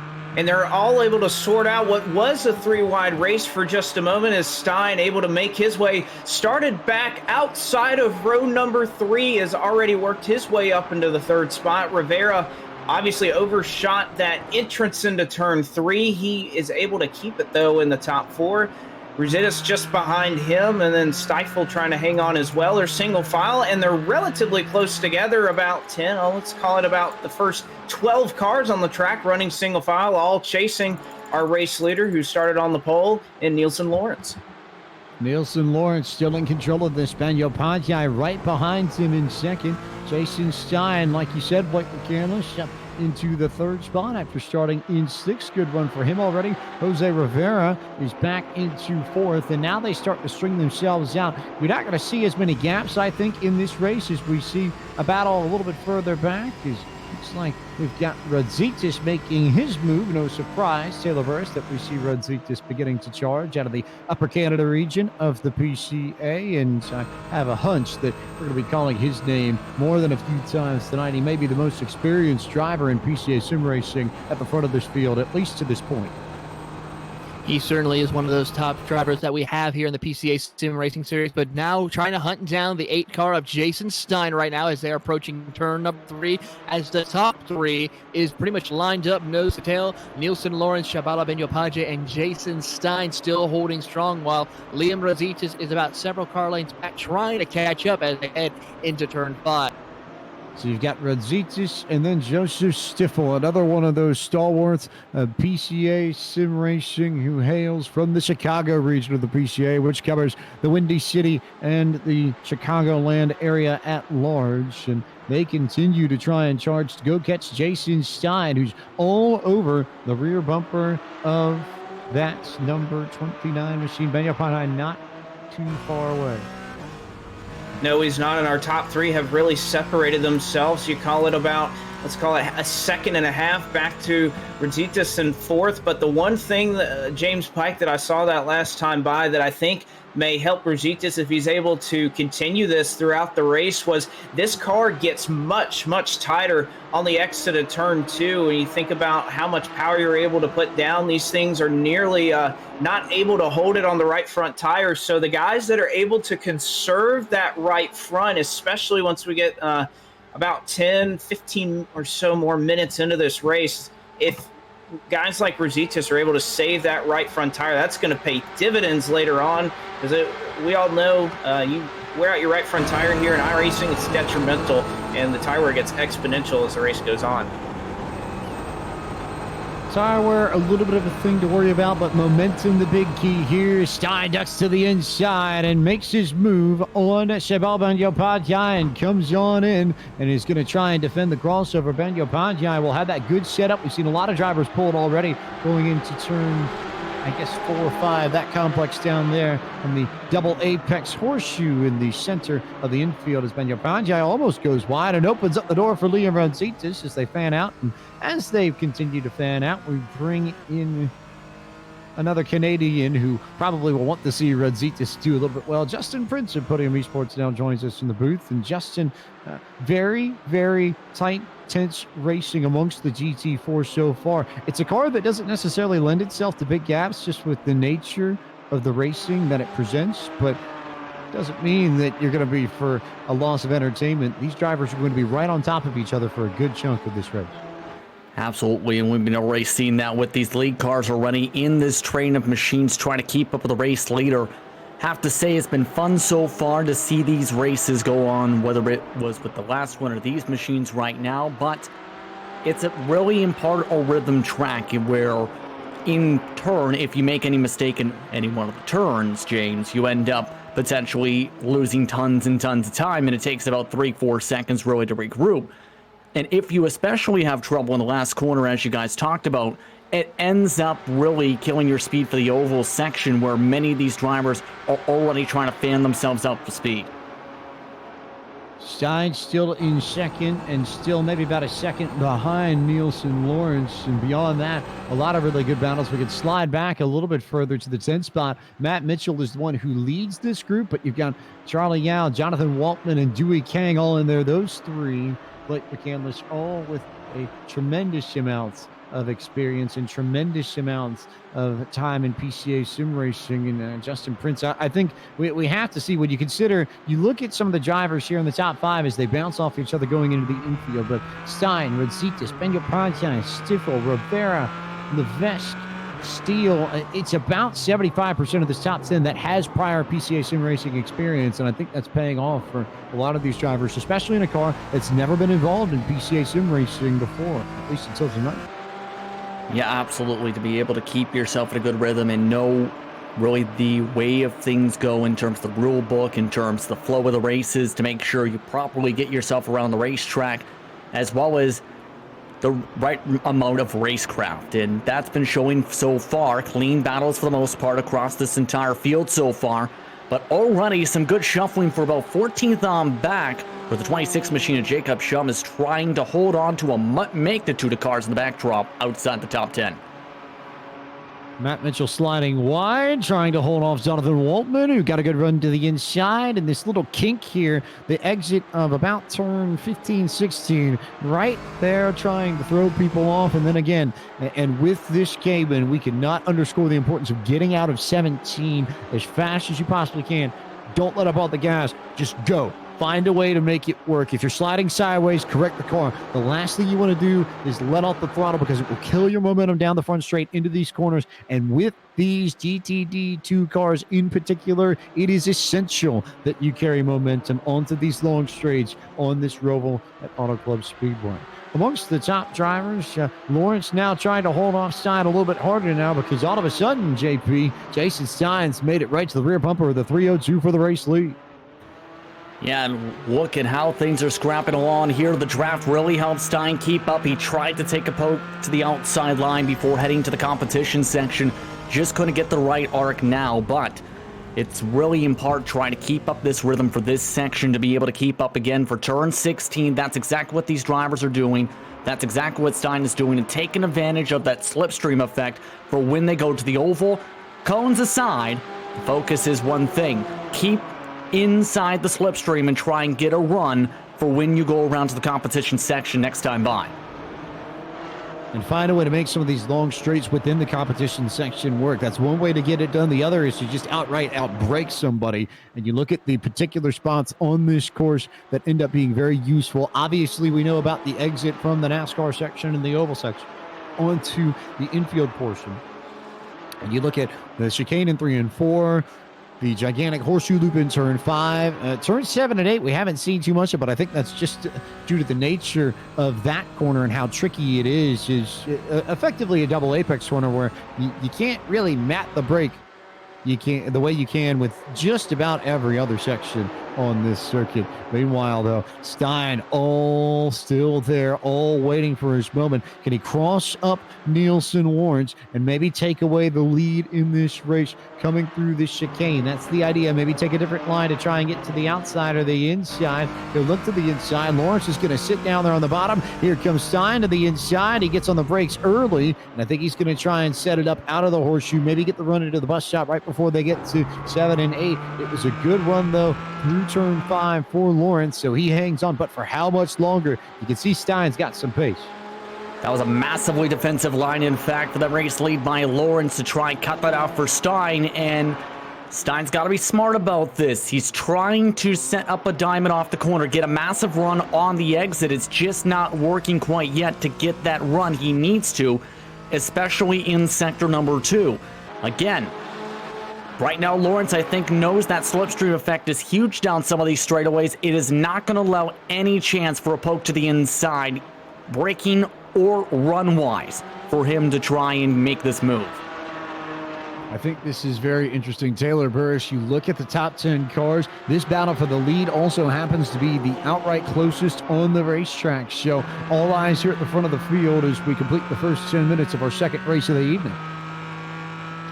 Yeah, a lot of great battles going on still. The battle that we're all still watching is that battle for the top 2 between Lawrence and Stein, which are putting on a great battle as they come into NASCAR 1. Lawrence and Stein continuing to fight each other. They've rocketed away from Joseph Stiffold. He's about 2.5 seconds back of this fight for the race lead. So no worries if either of these two slip up. You have room to regroup and go after it again as we wait to see whether or not Stein's going to really try and force the issue coming into the infield portion of the course. Not yet, though. He will try and run the curb, maybe slide to the inside. He gets on the brakes, but at some point here with the blocks that Nielsen Lawrence is throwing on the exit of 4 coming into 5, you have to believe Justin Prince. We may see some oval-style bumpers come out here and get used. I'm not necessarily certain if the folks on the road side of things are used to it for as us oval folk are, but one of those cases where you can see that Stein's getting held up, but I can't believe he's the happiest of campers there.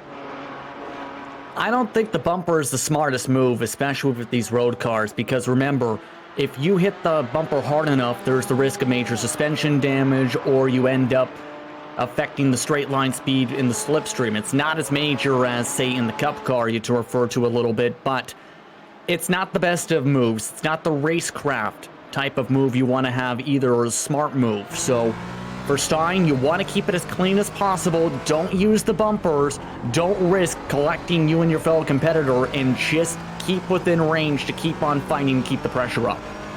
The other difficult thing with these cars is that these bumpers are not designed to line up with one another. They are completely asymmetrical, and very easily cases where you can find yourself in big trouble if you even touch somebody else. It's just not necessarily road racing's nature, but also allows us to touch on one of the great pillars, I think, of PCA sim racing that has shine through in its existence, which is the sportsmanship. And I think this is, again, where we give credit to James Shuther in that first series back in the spring of last year. Watkins Glen made it happen as Jason Stein goes to the race lead and finally crossed up Lawrence enough to take away P1. He drives it wide into the chicane and onto that infield section. And here comes Nielsen Lawrence back to the inside.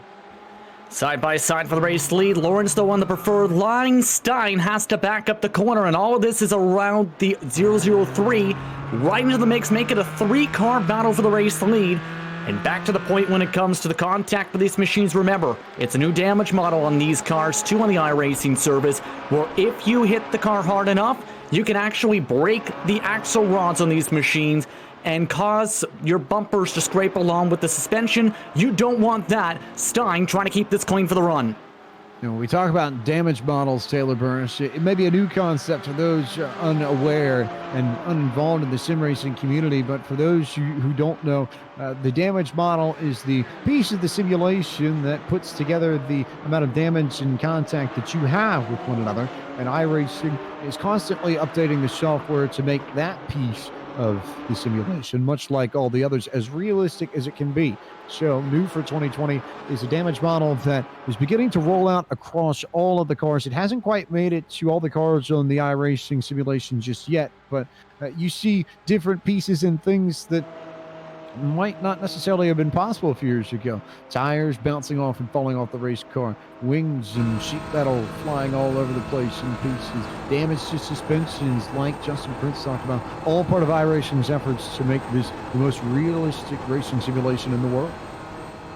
And they certainly have done a great and phenomenal job with that as they continue to improve the damage model. I know that they are going to continue to improve it and add it to more cars as the months and weeks and years roll on, where pretty much all cars will have that same damage model and possibly even an improved version of what we already have.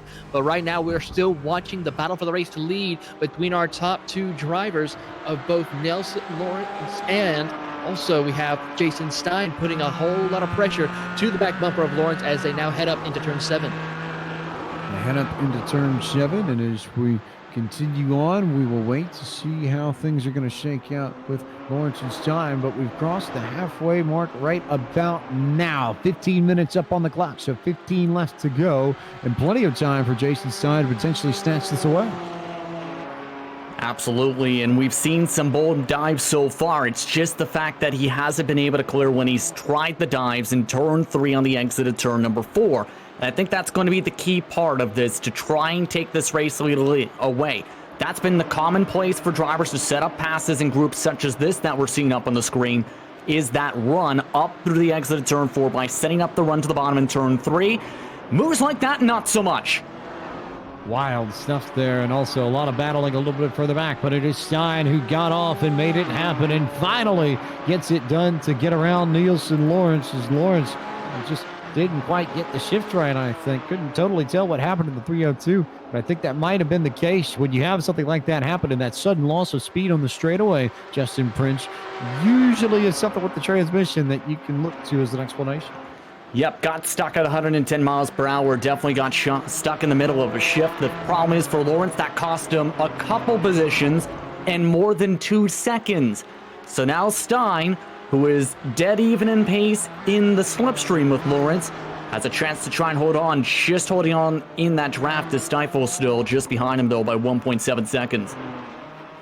And as we have cleared the halfway point, we want to remind you that tonight's broadcast of the California Virtual Festival of Speed here from Podium Esports is brought to you by Pirelli. Pirelli, power is nothing without control. Jason Stein, now your leader by 1.4 seconds over Joseph Stifel, who now is the one who has to hold on Nielsen Lawrence. And a perfect example, I think, of momentum in play, Taylor Burris. We saw it there with Lawrence. He missed the shift, and with these cars in particular, it was a tiny mistake. It wasn't like he totally lost it on corner entry and spun out somewhere, but that little blip cost him about 2 to 3 seconds on the racetrack.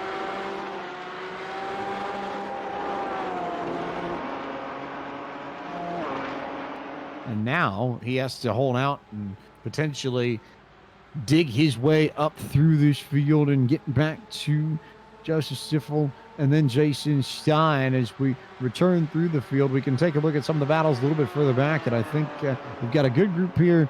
You could go maybe 13th, 14th on to 17th. We'll take a peek and see where the best battles are on track for you, but good battle for 8th and 9th. You've got Matthew Hollander, Matt Steele within about 2 or 3 car lengths of one another. Matt Mitchell and Dewey Kang are just behind them and not terribly far away. You've got Juan Albers, Jacob Shue, and Matt Robinson running in 13th, 14th, and 15th that are tight on each other. And then Brian Granger and Gregory Gotthard, 19th and 20th, who are also pressing for speed and for pace. So we shuffle on and wait to see how things will play out amongst these final, call it 10 minutes or so, but still Jason Stein at the front of us, and Nielsen Lawrence continuing to pressure Joseph Stifel.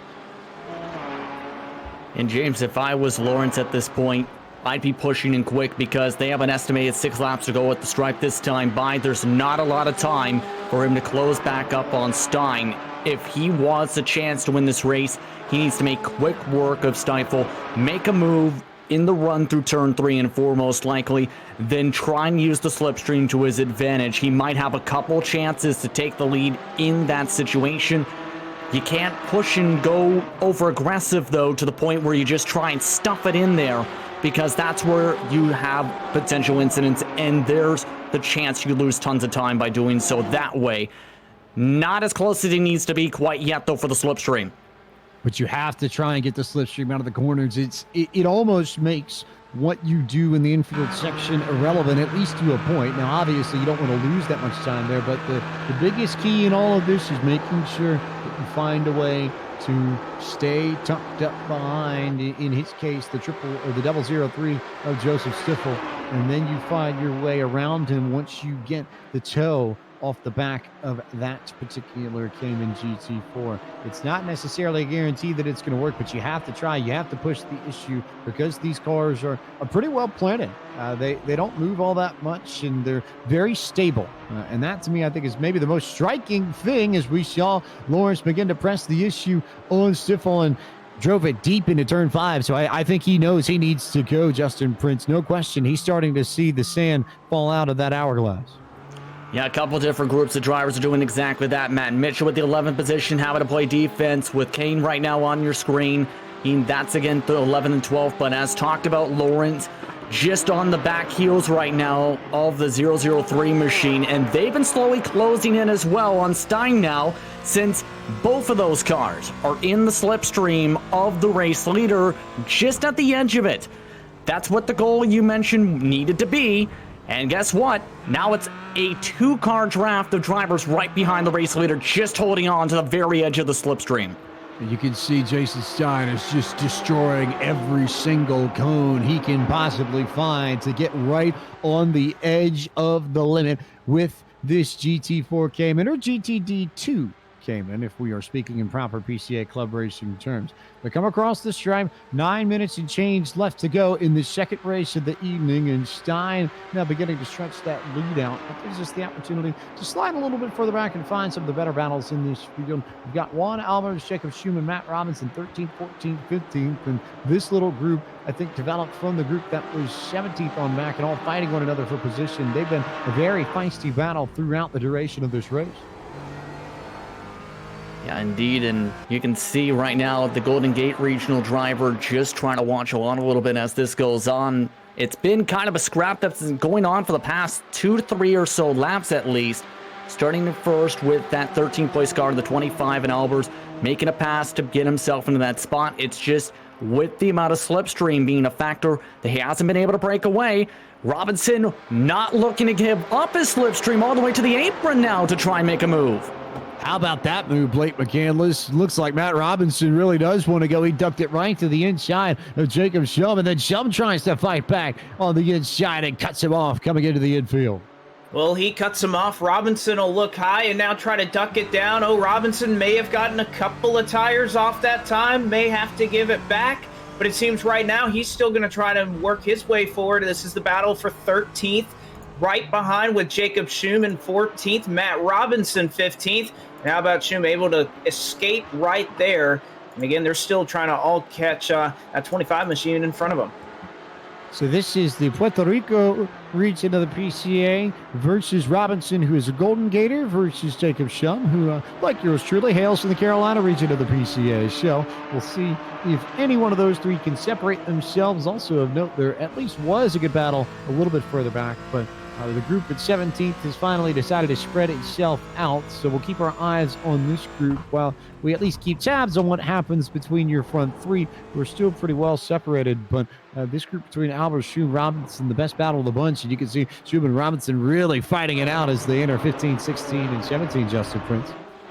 Yeah, indeed, and this is all while the leaders are also scrapping as well. Take a look now, once again at 14th position, got into a good slipstream once again for P13 and Albers, but just lost a little bit of it through turns 14, 15, and 16, though, to the point where he's just barely holding on. That's why he's trying to match tire for tire with the 25. And we've seen how aggressive Robinson was before, all the way to the apron last time. This time, he's trying the high arc that a couple drivers have tried throughout this night.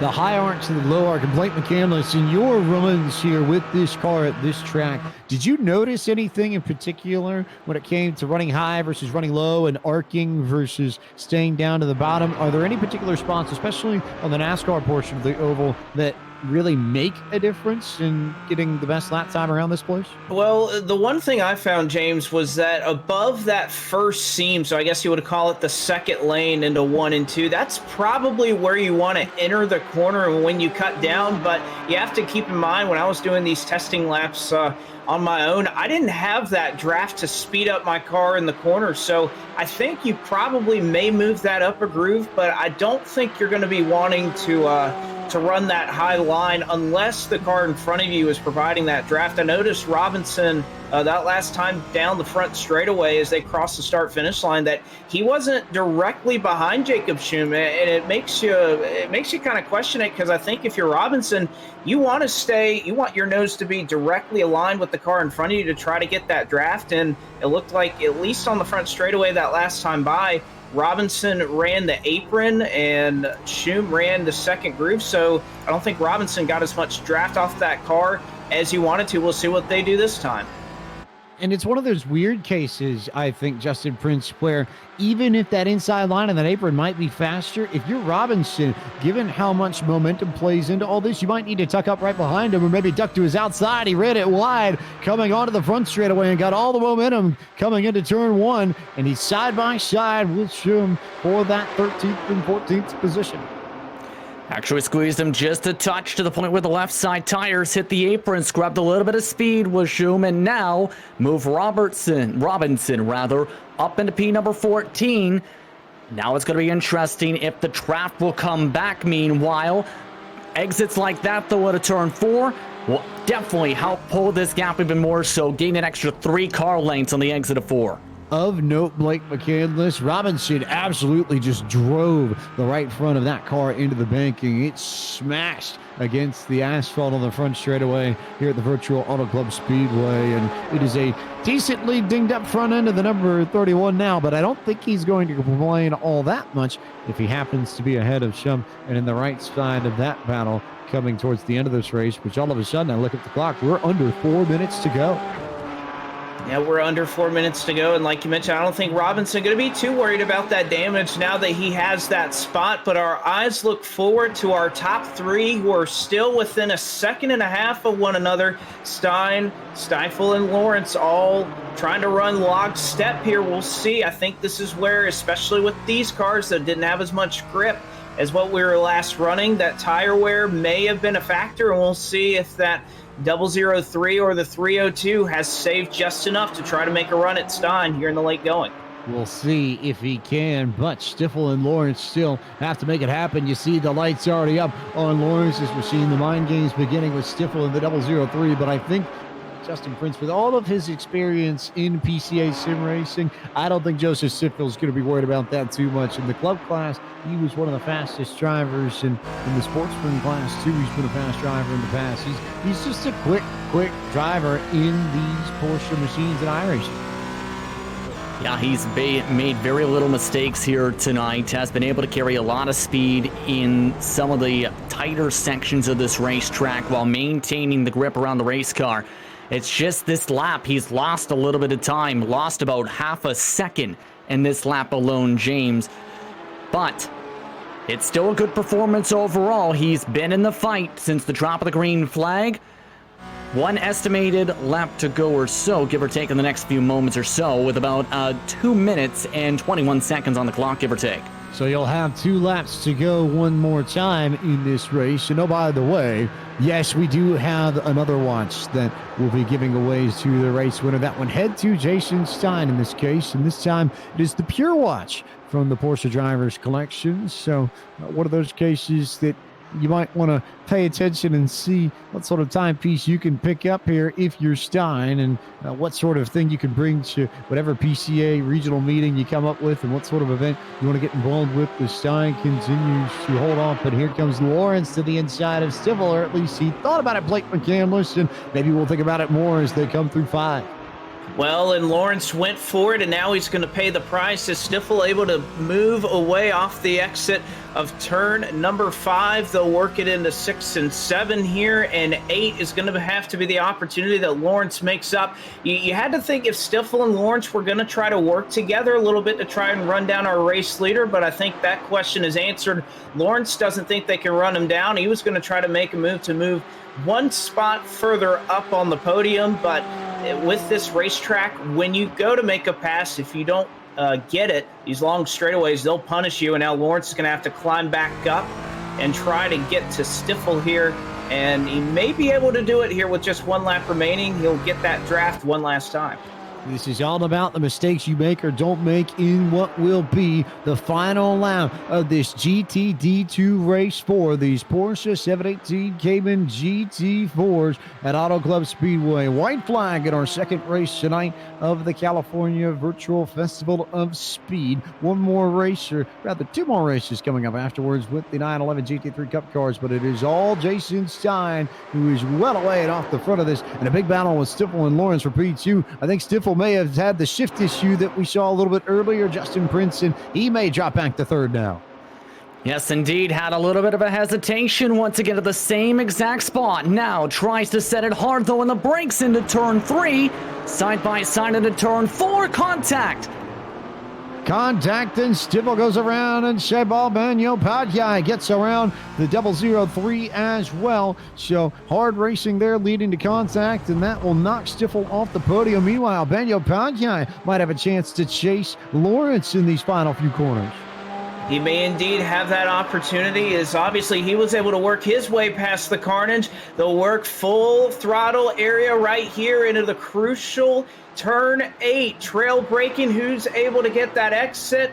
He'll back it up. 32 though, or 302 rather. Nice launch off the corner. Lawrence will hang on to it. Lawrence in control of this, but it might just not be enough to hang on to Jason Stein's rear bumper, because Jason Stein has put on a clinic in the second half of this race, and Jason Stein is going to be in very, very good shape coming through the final corners, and it is the high desert region driver out of Northeast Oregon that will slide up off of turn 17 and come down to the start-finish line to win the GTD2 race in the virtual California Festival of Speed and come away with the Pure Watch, the Porsche Drivers Collection on top of it. So he's got a nice timepiece. He's got a brown car. I almost wonder if there might be something about brown cars, Justin Prince, that maybe might be lucky tonight, as Nielsen Lawrence held off Shebal Bagnaia, but in either case, the brown car is having good success. We've had two brown cars win the first two races. You may have something there, but at the same time, you have to remember those two brown cars have had mistake-free races, and that's what happened with Stein in this one. Was able to have a picture-perfect, very clean race, very little mistakes, very little cones thrown up in the air in some cases, and just executed at the right moments, the right time to come away with that checker flag by a good 5 seconds over Lawrence for that second position.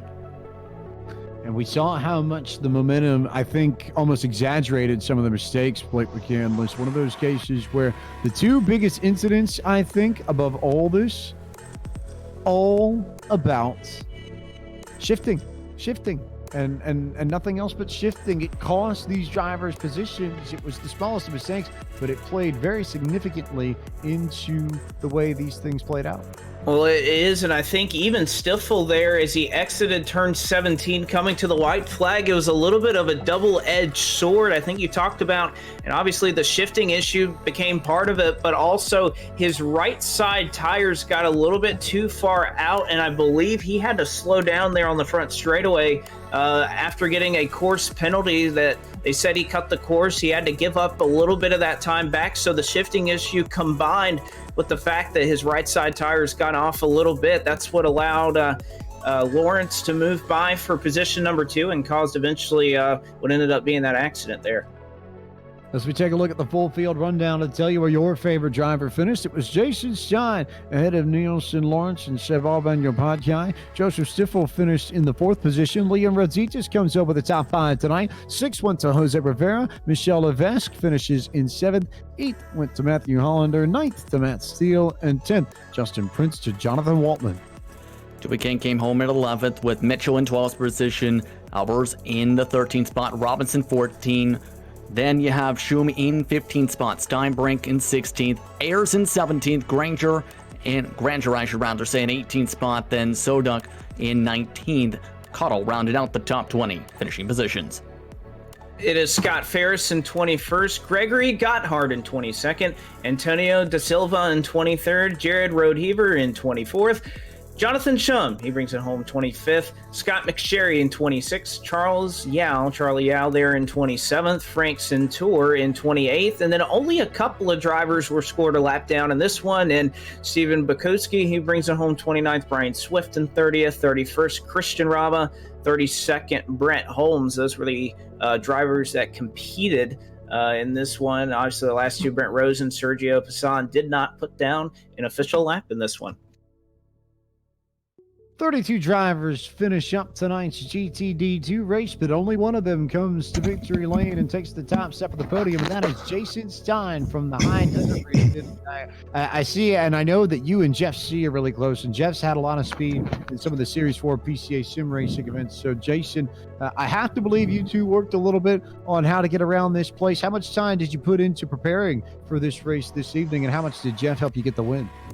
Yeah, well, first and foremost, thank you to everyone in PCA. That was fantastic. And thanks to you guys for all the work that you guys do in broadcasting. It makes this stuff very fun and very real. Yeah, I started practicing the past few days. A little secret, Auto Club Speedway is actually my home track. I used to race two wheels there and done several car events there too. So it definitely was nice to go back home, even though I call High Desert Bend, Oregon home now.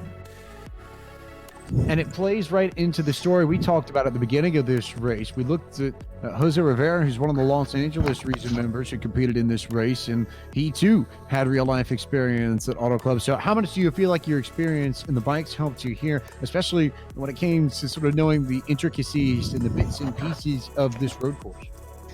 Yeah, the motorcycle track's slightly different, a little bit shorter, but the rest of the track is fairly similar. So there's a couple key corners getting in there, that decreasing radius, the late apex turn that comes onto the midfield straight, pretty critical for that.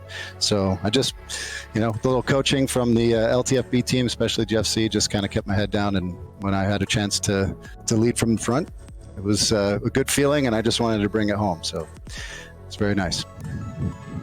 A piece of history with this victory as well. You become the first driver ever to win a race in this GT4 Cayman in PCA sim racing.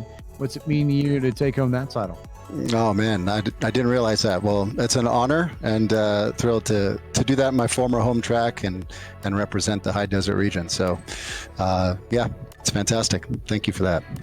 Fantastic, and maybe a bit of a preview of what we're going to see in Series 5 in the fall with PCA Sim Racing. They're going to use this very Cayman and some of the best road courses in the world that are available on iRacing. Does it raise your expectations or your interest in coming back in the fall?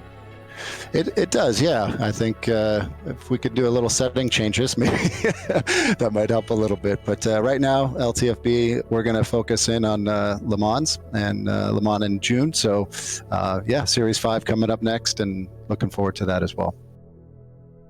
I know LTFB's been thrown around a lot, to be fair. There's been a lot of success from that team over the past few weeks in PCA Sim Racing. Who do you need to thank besides them for your run this evening? Well, honestly, I'll thank my wife and my family for the support, and actually my 6-year-old daughter, my 4-year-old son. They always put up with my time in the sim racing, and specifically my daughter kept telling me, "You can win, Daddy, you can win." So I guess she was right. She was right. You win tonight's GTD2 race or GT4 race with this Cayman. You make some history, and you're going away with the Pure Watch from the Porsche Driver Selection Collection available on the Porsche website. So a big night all around, Jason. Go enjoy it, and thanks for taking the time to talk to us. Thanks, everyone. Really appreciate it. Take care. Jason Stein out of the High Desert region of the PCA gets it done and wins tonight's race. And we turn from Stein to the man who finished runner-up. Justin Prince is with Nielsen Lawrence. Yes, indeed. Nielsen, heck of a battle between you, Stiffel, I should rather say, and a couple other drivers towards that checker flag for position. What was your point of view as you were trying to scrap your way for a top 3 finish tonight? Yeah, I just ran the race hard. I made a mistake when I was in the lead. I had to survey a slowdown penalty, but fell back about a second and then managed to claw my way back up to Joe. He put on a heck of a battle all the way right up until the last lap. So it was a good race. It was a really good race. Okay, slowdown penalty was a factor for a couple drivers tonight. What makes that exit coming onto the front straightaway so difficult to make sure you don't exceed that track limit and stay within the boundaries while carrying the most amount of speed possible. Yeah, that's a really slick part of the track, especially with the temperatures being warm, just like it is in real life. That's one of my home tracks. So the hard part is, you're trail braking the car, trying to get it pinned in, and then you got to get back on the throttle as soon as you can to carry as much speed as you can through NASCAR 1 and 2. And that time I just got it wrong. I missed the apex by maybe a foot, and that brought me a foot out wide. So just racing. Indeed, it was an entertaining race as well at Auto Club Speedway. Have you raced at this track in real life? You're a member of the Golden Gate Club, I believe it is for example, or one of the clubs rather around here. What's your experience like at Auto Club, I should rather say? I've driven Auto Club in real life, although it's much different than the Porsche Caymans that we were driving today. I actually time trial a Ford Mustang GT, predominantly with the Porsche Owners Club, but my dad has a Boxer S that he is yet to take out there because he hasn't put in the proper safety equipment. But running it in iRacing is almost exactly like running it in real life, and it was a real treat to be able to do this today with the Porsche Club of America. I'm really grateful for them allowing me to participate. Where does the focus go for you now as a driver? Where can drivers and fans see you next? I'll be racing in the Porsche Owners Club Tribute to Le Mans mini series. We race next Saturday at Sonoma Raceway on iRacing, and it'll be broadcast on YouTube as well. So looking forward to next week and hoping that I can continue these podium finishes. Anyone you want to thank before we let you go? Yeah, I'd like to thank my mom and my dad back home. My mom for putting up with my racing, my dad for funding it and helping me get to where I am today, teaching me how to work on the car. My friends in North Carolina who are staying up very late to root me on. That's Nick, Mackenzie, Shannon, and Connor. Can't thank them enough. They're my big part of my support. Congratulations on the podium finish tonight. Good run. Thank you. Nielsen Lawrence comes home in P2 this evening, and he may have the toughest name in all of PCA sim racing, but he's a tough competitor too, and comes home with a P3 finish at the end of it all. Blake McCandless is with Sebal Banyopadhyay. And Banyopadhyay, he had himself a heck of a run. Started up in second, and Sebal, it looked like you were pretty well in position to just keep it between the lines and bring home a fourth place finish. But then all of a sudden, what did you see in front of you when you came on turn number 3 in front of you?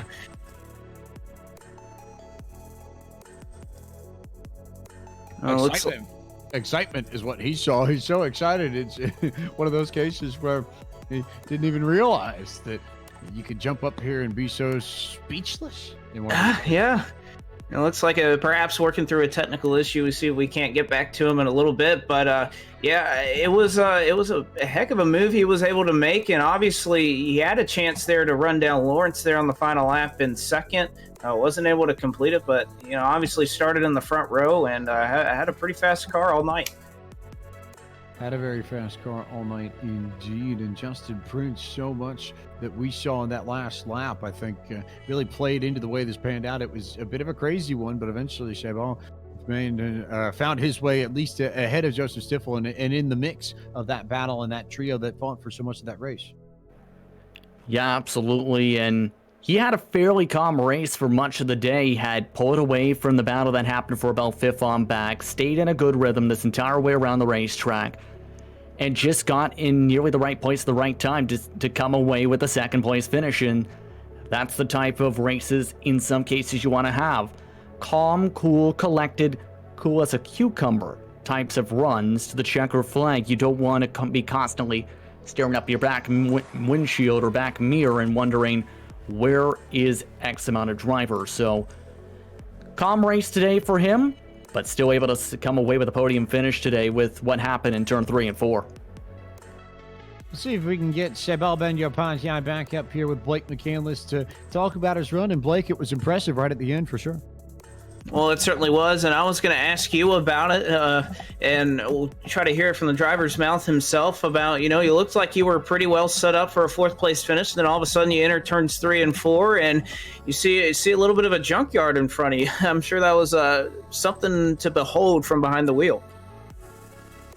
Yeah, I mean, I was just planning on, cruising, taking fourth place, and sometimes you just get really lucky when a couple of guys start battling in front of you, and that's what happened today. Well, it certainly is, but kind of tell our viewers out there, and I know we've had a lot of laps run on this racetrack tonight, and we talked about up here so many difficult corners on here, but what do you think from your perspective? Which one are you entering and hoping that you come out on top? Which one are you playing through your mind the most when you approach it? Which one of these corners kind of trips you up a little bit? It would definitely have to be the last couple of turns onto the oval. I got I think it was like 3 slowdowns there, especially when other people in front of you end up hitting the cones, and then you're not sure exactly where the borders are. And yeah, I ended up with a couple of slowdowns. And if you don't get onto the oval good, that kind of kills your whole lap.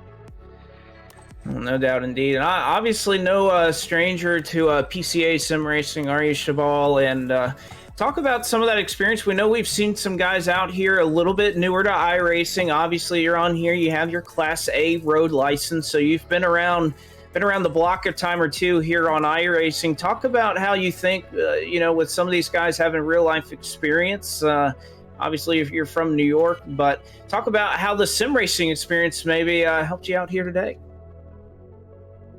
It's funny. I tell everyone, to try to get into sim racing, because especially if you just give it a little bit of time, your mind and your body adapts, and I feel like you can translate everything from real life to the sim, and then vice versa. Like, I've learned tracks on the sim in iRacing, and then gone out into the real world and pulled, really quick lap times, because you can translate everything from here into, the real world. And it's a blast racing with these guys.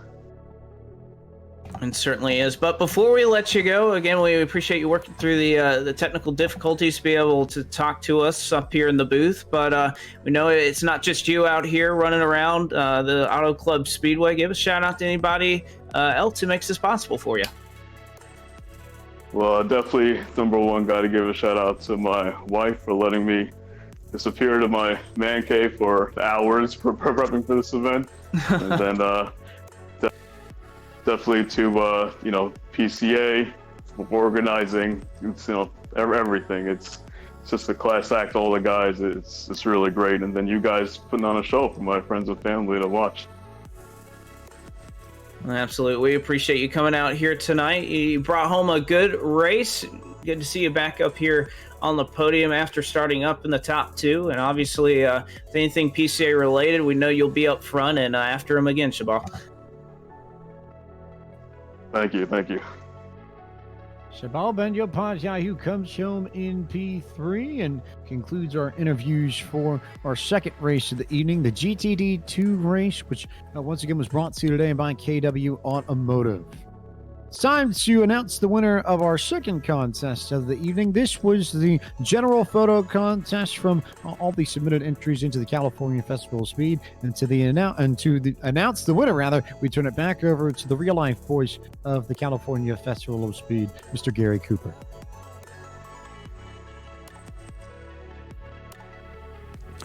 Howdy, race fans. This is Gary Cooper again, the voice of the California Festival of Speed 2020 Virtual Edition. Yesterday, we concluded the California Festival of Speed Porsche Photo Contest.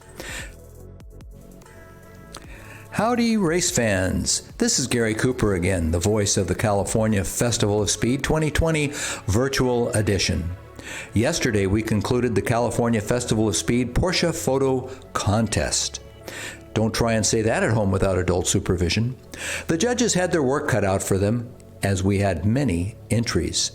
Take a look at these honorable mention beauties from Porsche Club of America members David and Charlie. You'll see and agree, I'm quite sure they're excellent.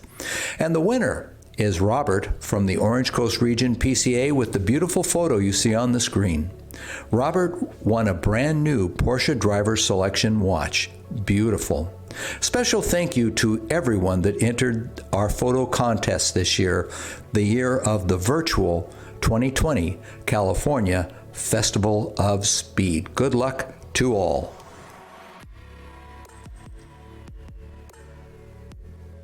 Virtual Racing School was developed to provide support to the next generation of sim racers. No matter if you're a rookie or veteran or what car or track you'll be racing,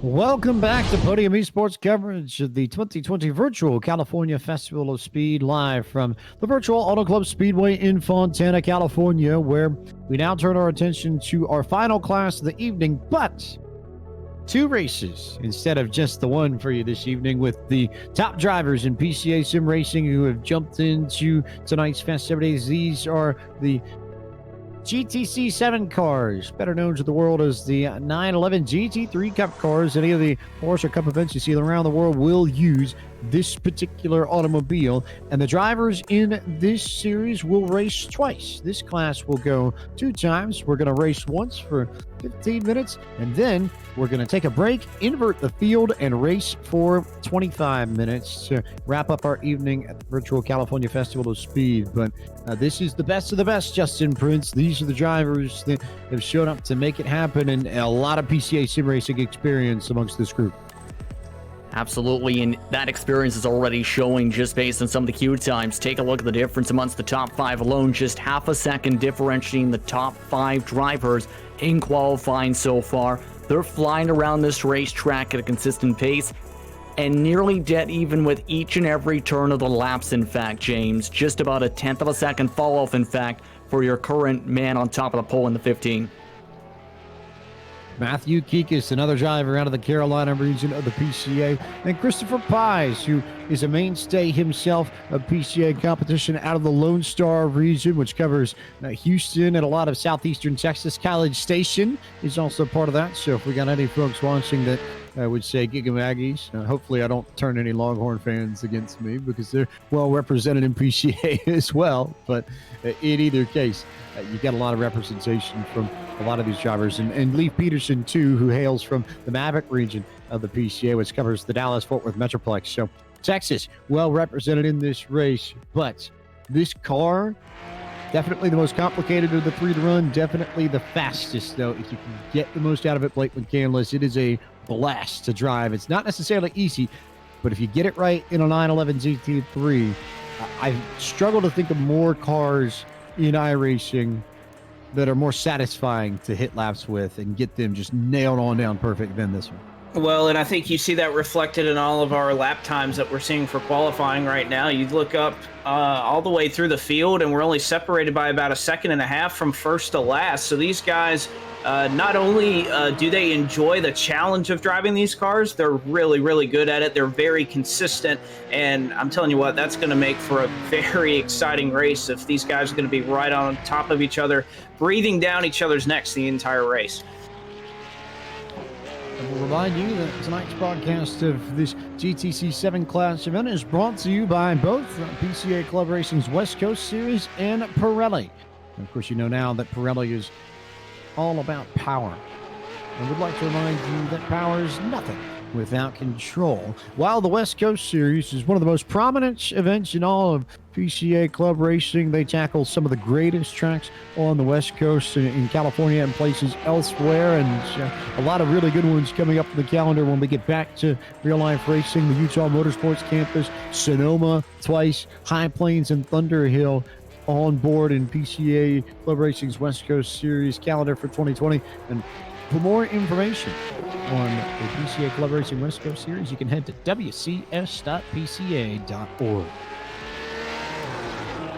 Everybody within this field tied up by maybe 0.6 of a second. I think maybe the big surprise here to me, I thought that Elliott Skier would have a little bit more speed, and maybe I am risking throwing down the gauntlet and drawing the tiger out of its cage, Justin Prince. But Skier came so close to victory at Silverstone in round 7 of Series 4 of PCA Sim Racing. He and the Series 4 champion Michael Polisek battled tooth and nail there to try and figure out who wanted to get the victory, and it was very, very tight, very close. But as qualifying wraps up, we now turn our attention to the starting grid for this final class of the evening, our next to last penultimate race, which sees Matthew Kikis take home the pole award from Z1 Dashboard and Z1 Analyzer software for the time of 1 minute and 35.903 seconds.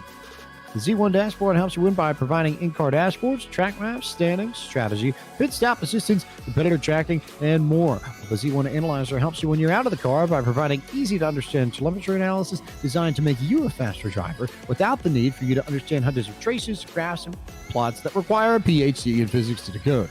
There are analysis screens for the driving line, braking points, the turns, the ride height, and even an overview screen to tell you how you compare to another lap. There are over 35,000 laps available to compare your lap time to, and you can make sure you use the best by logging on to z1dashboard.com. Chris Pies will start in the 2nd position. Leif Peterson rolls off from 3rd this evening. 4th will be the 927 of Jeff Lewis, while James Hughes rolls off from 5th. Chris Walsh will start from the 6th position this evening. 7th will be the 28 of Greg Carr. Elliott Skier rolls off from the 8th spot. 9th will be the 34 of Mark Few. Jason Lisner begins from 10th, and Ryan Heidenreich rolls off from 11th.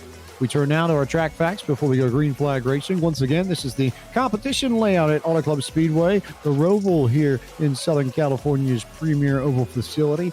It is a 2.8 mile, 4.5 kilometer circuit with 17 turns. We race again in the afternoon, again right around 2:30 local time. Pacific Daylight Time, May 15th, 2020, and temps are still just as they were.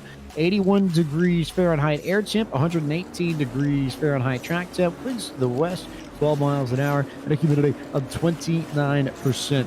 So, bit of a smaller field for this, for what will be a 15-minute race, and then we will invert this field based off their finishing positions in the first race, and we will turn our attention to the final race of the evening, which will go for 25 minutes to round out the 2020 and the inaugural virtual California Festival of Speed. As Kikis and Pies will lead the field to green. A big thanks one more time to the PCA Club Racing West Coast Series and Pirelli for their support of tonight's GTC 7 race, the headliner race here at the California Festival of Speed. Pace cars off. It is all on Matthew Kikis now to make it happen and send us into green flag racing in our penultimate race of the night. We are off. We are underway. A decent start for Matthew Kikis, but maybe a better start for Christopher Pies up on the top side, who noses ahead and puts the front bumper of his 911 GT3 Cup car ahead of Matthew Kikis as they head off into one. But it'll be Kikis, Pies, and company that roll off through NASCAR 1 and 2 for the first time. Blake McCandless. And how about Pies? He's set up well. He's actually able to clear and take the race lead, and actually to the outside there has a better line as they're going to enter turn 3 and 4. Has to get out of the gas just a little bit, a little wiggle out of him. And here comes Jeff Lewis, who's found his way up into the second spot. They're single file, about 6 cars back. Jeff Lewis with the big move there in turn 5 to jump ahead. Lewis out of the Potomac region of the PCA. For those watching who hail from the Washington, D.C. metro area, that's your driver in this race, and he already making moves to try and stalk down Chris Pies and potentially get the race lead. But plenty of experience up here, and as they come through this very tricky section and this far end of the course on the infield, they have to really tiptoe through 6, 7, and 8 to get the big run onto 9 and 10 and down to the chicane at turn 11, Justin Prince. And it was talked about in the last race as well. If you go just even a touch bit too wide, where that slick part of the racetrack is off of turn 16, you risk losing a lot of time. And with how close the field is, it could be vital. It might lose you at least 6 or 7 positions. So if you're anybody in this train, just try and make sure you don't pass those cones too many times over and fly off like that one cone. Otherwise, you're in trouble. Top 2 with a good run off the corner.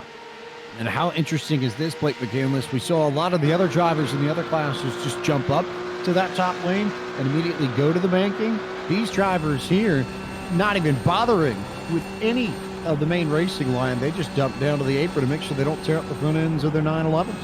Well, they'll do that on the front straightaway, and then how about this in the oval portion of the racetrack? That they go all the way up to the blue wall here, as we'll have another battle for the race lead. Contact! Race leader and Paez goes around. Jeff Lewis got into him. Lewis will pull over, give that time back. Obviously feeling bad about that, but that allows Kikis and Walsh to escape with the 1 and 2 spot.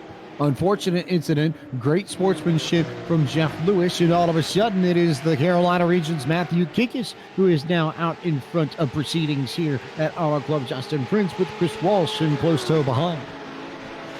Yeah, and that was a danger spot throughout the races tonight. That run in turn 3 and 4 because of the switchback effect. Now, how will Walsh do is the quick question. He started this race in 6th. He already made a bold pass on a couple different drivers to get himself into this spot.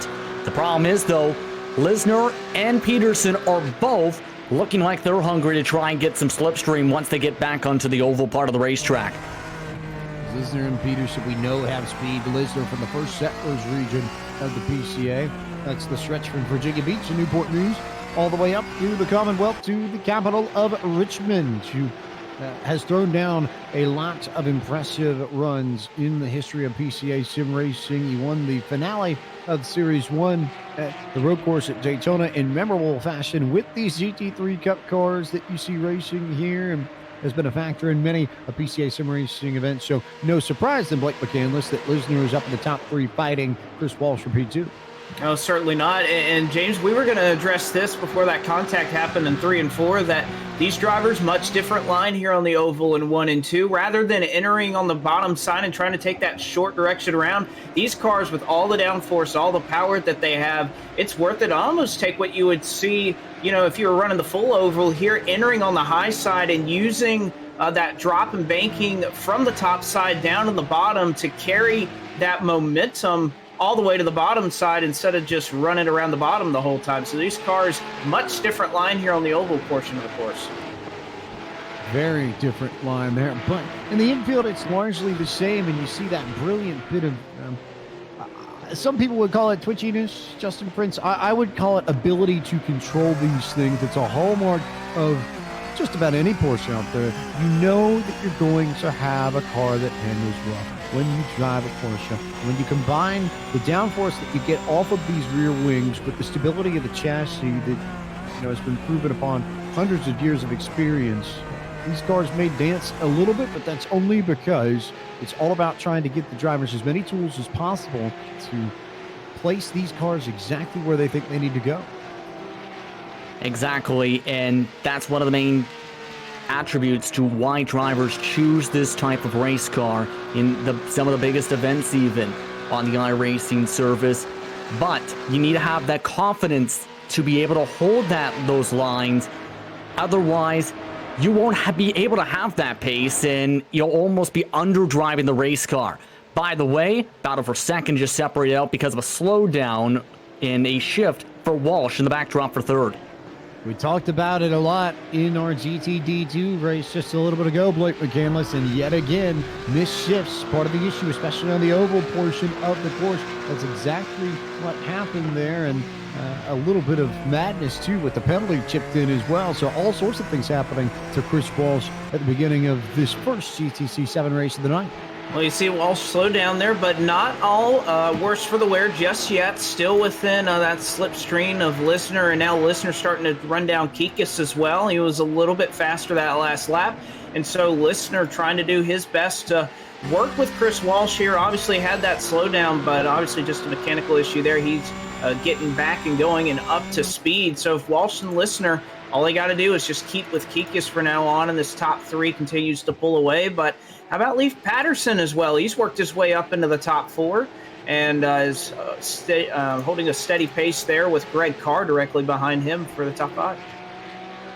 Leif Peterson in very good shape there. Best battle, though, on track, hands down. Going to go back once you get to James Youth, Greg Carr, Mark Youth and company. You've got a whole host of drivers that are going to have a lot of fun in that bunch. And you look at some of the names there, the Youth brothers, who once again have been fixtures. And I didn't get the chance to finish it, so I figured now that he's in this race, no better time than the present to tell the story of James Youth, who managed to take advantage of an incident between Michael Polasek and Billy Smith in Series 1, and was an innocent bystander as those two wrecked into each other going into turn 1 at Watkins Glen and took the lead, but stopped and slowed down and gave the lead back to Smith and Polasek and let them fight it out for the win. We asked him about it post-race, and he said that it wouldn't have been fair of him to take the victory that way, and he wanted to let the two best drivers of the night fight it out. It set a tone for sportsmanship in PCA sim racing that is rivaled by a few series in iRacing, few series maybe in real life racing as well, but it has become a hallmark of the PCA sim racing way that yes, you race hard, and yes, you try and get everything you can out of your cars, but you also race each other with respect and with fairness and treat each other the same way that you would want to be treated on the racetrack, Justin Fritz. Indeed, and you want to be having that type of respect in nice, hard, but clean racing.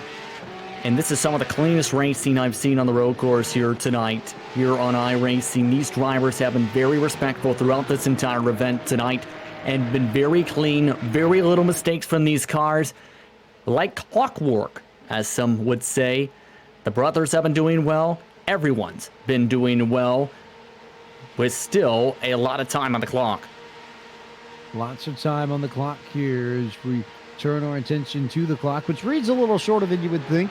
Just 3 minutes left to go in this race, but one more race coming up just a little bit later. Once we finish off this, we're going to invert the finishing order of race 1 and spin them around on this track and let them go one more time for our second and final race of this class and our evening Virtual California Festival of Speed. But Matthew Keek is in very good shape right now over Jason Lisner and Chris Walsh, who has held his position in third pretty nicely, but also has a little bit of damage to the right front of his 911 GT3 Cup car. So something we'll want to pay attention to and watch as James Hughes and Greg Carr have a pretty solid battle of their own. They certainly do, as that damage from Walsh was another one of the things we talked about all night, a violent banking transition off the exit of turn 17. But as you mentioned, Greg Carr and Patterson have been minding their own business, or Peterson rather. They've been safe, and Peterson has been able to make up some ground. He was 0.6 of a second faster than Chris Walsh that last time by. So although the clock getting a little narrow here for Peterson to try to make a move, he and Carr have been minding their own business, but still be making some headway as they're starting to run down our podium runners right now.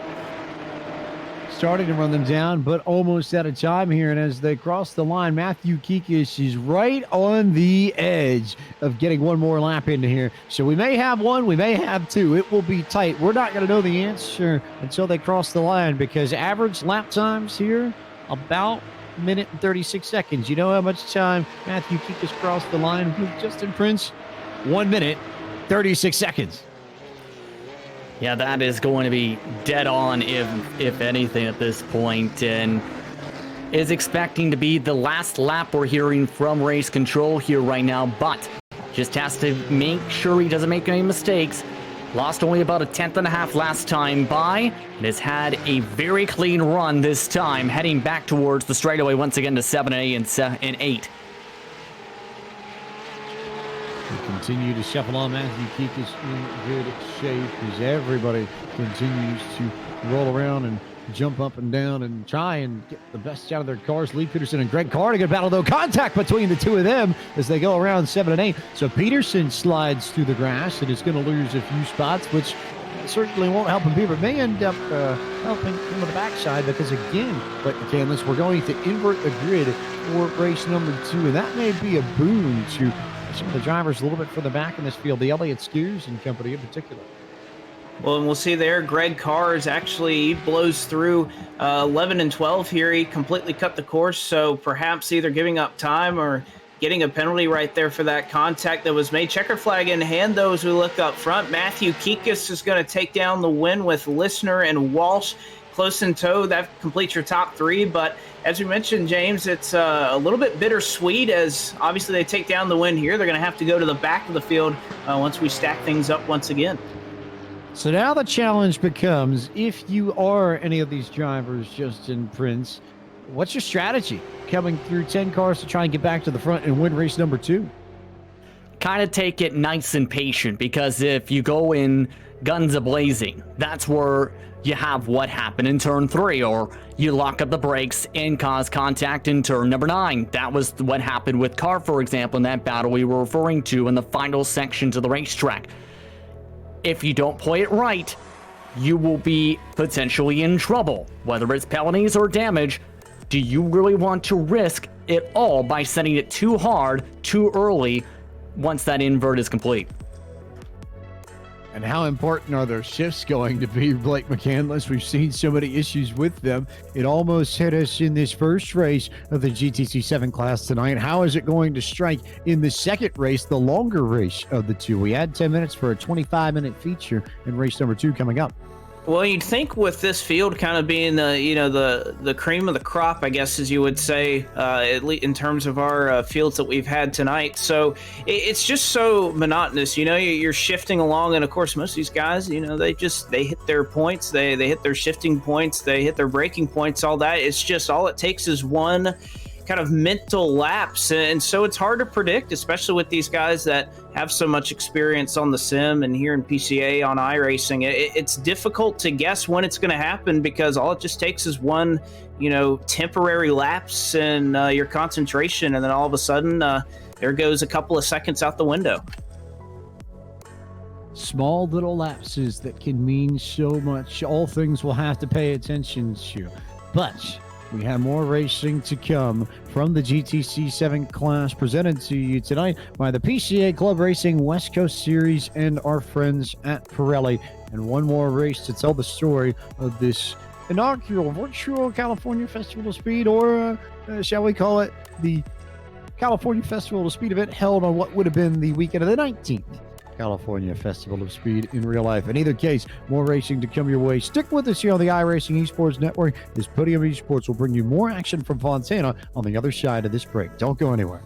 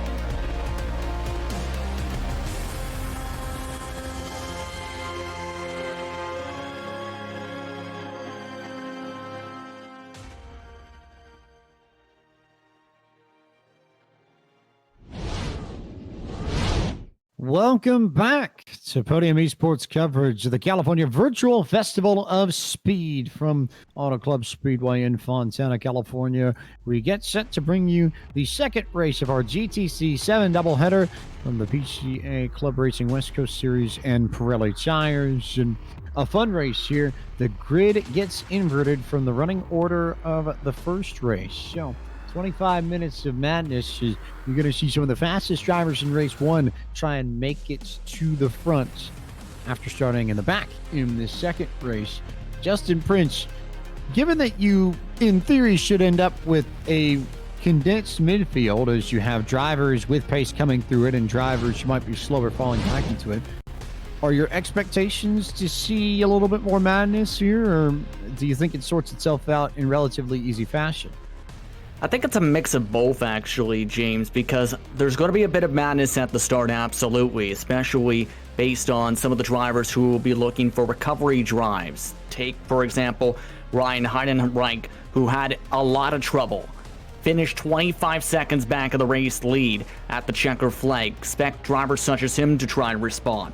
Paez, though, he's definitely going to be in a good position to sort itself out. Remember, he started up towards the front, had contact in the first laps of the race. Guess what? He now starts at the front, chance to have a redemption race of sorts now, James, for him and a couple others. And some of these drivers who were in the back here, and some of the drivers who are going to start up front, if there's one that jumps out to me, Blake McCandless, Elliott Skier of the San Diego region of the PCA. Not only is he a Southern Californian, but he also has tons of experience in this 911 GT3 Cup car. He races them in PCA Club Racing in real life. So if there's one driver who should be able to make it translate and he's won PCA sim racing events in the past before and is going to start near the front of this race, Elliott Skier, I think, is going to be a very, very tough man to beat. Oh, no doubt about it. Has one of the highest I ratings in the field at a 4,300 road I rating. We're on the road tonight, but so no doubt about it that you mentioned his real life experience that obviously comes into play, but even the sim experience does help as well. And I think for a guy with the caliber of skill that you see in Elliott Skier, that a good starting position, he's going to be able to guy that's going to be able to keep his track position and utilize it to his advantage. If you can utilize it to the advantage, you're going to get an interview. We are going to talk to all of our podium finishers from tonight's races. We'll make sure to tackle that once tonight's program is over, once this race concludes. But I think ultimately a lot of fun to be out here on this road course and see some of the new things in iRacing as far as I'm concerned. First time I've ever been to the road course here at Fontana in iRacing, and more of a treat than I think a lot of people would recognize because it's more technical than people would recognize. It's not necessarily something people think about, Blake McCandless, when you think of Auto Club, but I think we see tonight that this is definitely a true test of driving ability and skill, even on a plot of land as flat as this.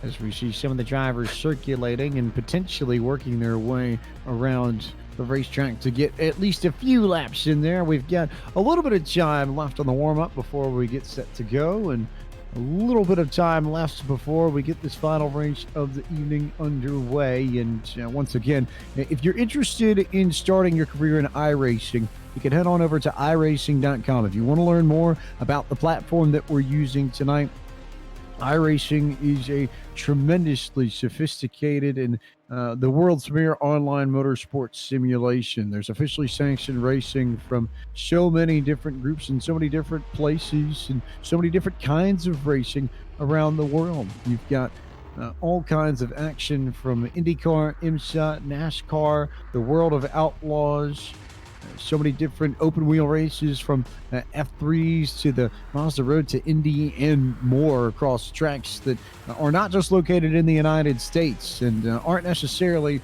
even ovals or road courses. I think maybe the biggest oddball out of that bunch, Justin Prince, how about the Chili Bowl in Tulsa, Oklahoma, plucked straight out of the Expo Center and actually was so well done, if you would believe it, that this year, one of my favorite iRacing stories the past year is that the track crew at this year's Chili Bowl in January went back to the scan that iRacing had of their version of the Chili Bowl that's put in Sim to go back and tweak this year's Chili Bowl course to fix it and make the racing better. And it got rave reviews and compliments from all the drivers once those changes were made. So if you want to know just how serious the laser scans are in iRacing, I think that gives you a pretty good indication. Absolutely, and that was very impressive when that happened at the time. I remember being amazed by that story, in fact. And with the usage of iRacing as well, you can have so many car and track combinations you may not expect. Remember, in real life, say, take the NASCAR Gander Outdoors and RV Truck Series machines. They race in Eldora in real life for dirt. You can throw them into the Chili Bowl if you want to and try and see how they shape out as well. So the possibilities are endless when it comes to iRacing and the types of races.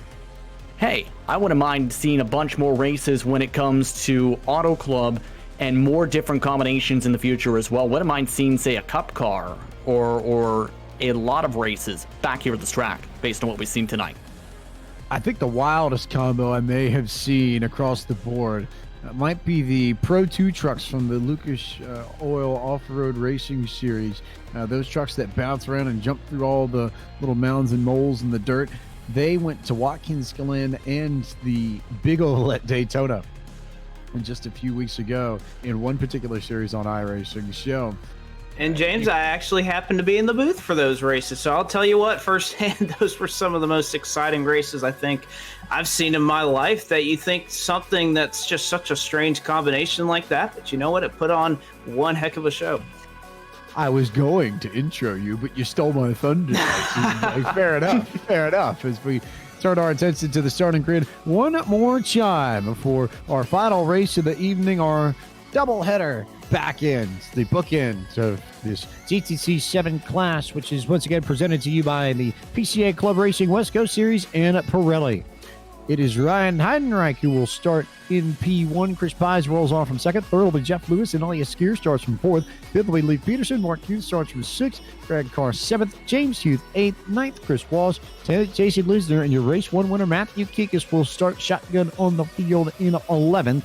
Don't necessarily know if Heidenreich gets a Z1 dashboard to analyze your P1 award, but we'll give him a little bit of credit for maybe playing this perfectly and getting himself in a good position for the final race of the night, the one that everybody remembers. It's the one that lingers. That's not to say that Matthew Kikis' win wasn't impressive. It was, but the final race of the night, the final feather in the cap, something special about that I think all these drivers are going to want to fight for as we round out tonight's coverage of the first ever virtual California Festival of Speed. Heidenreich and Christopher Pies will lead us to the green one more time this evening, and we shall see how they dance their way through 1 and 2. And the answer is that Pies got a great launch off the line as we go green flag racing in the second race for the GTC 7 doubleheader, and he and Elliott Skier both are ahead of Heidenreich, and Heidenreich did not get going at all on the inside, already back into that third position before they even hit the infield portion of the track. Justin Prince. Back towards turns 3 and 4, they rumble once again. Baez with a good launch. Here comes the move on the ice side, though. Skier trying to use the outside in 3 and 4. Will it work? Many times the crossover towards turn 4 has led to trouble. This time a clean run. More trouble behind, though. Heidenreich upside down. Hooked with Peterson into the Armco. So Heidenreich and Peterson way out of the way. And what a brilliant little move from Chris Pies there. He saw the move that Elliott Skier tried to put on him, tried to dance to the inside of that chicane, entering the infield, and immediately went over there to cover. And that's going to be the kind of thing you're going to see from Elliott Skier. All those sorts of little bits and pieces and moves, those jerks to the side, he's got nailed down, and he nailed the apex there too. They might go side by side through the kink onto the second straightaway here, Blake McCandless. And as they work it down here, this is where it's going to be interesting. Who's going to give as they enter turn 11? Neither one of them are. And actually, Skier, he's going to get on through it as Paez overruns the corner. He's sitting here broadside in the middle of turn 11. He'll have to back it up, lose all that time. So Paez up from the top spot. He surrenders it, and now it'll be Elliott Skier who takes the lead and will complete and lead lap 1. Leif Peterson has pulled it behind the wall. He's done for the evening. Ryan Heidenreich is on pit road. So those two largely out of contention. Elliott Skier, in the meantime, out in front by 1.2 seconds over Jeff Lewis, who after the first lap has jumped up one spot into P2, Justin Prince.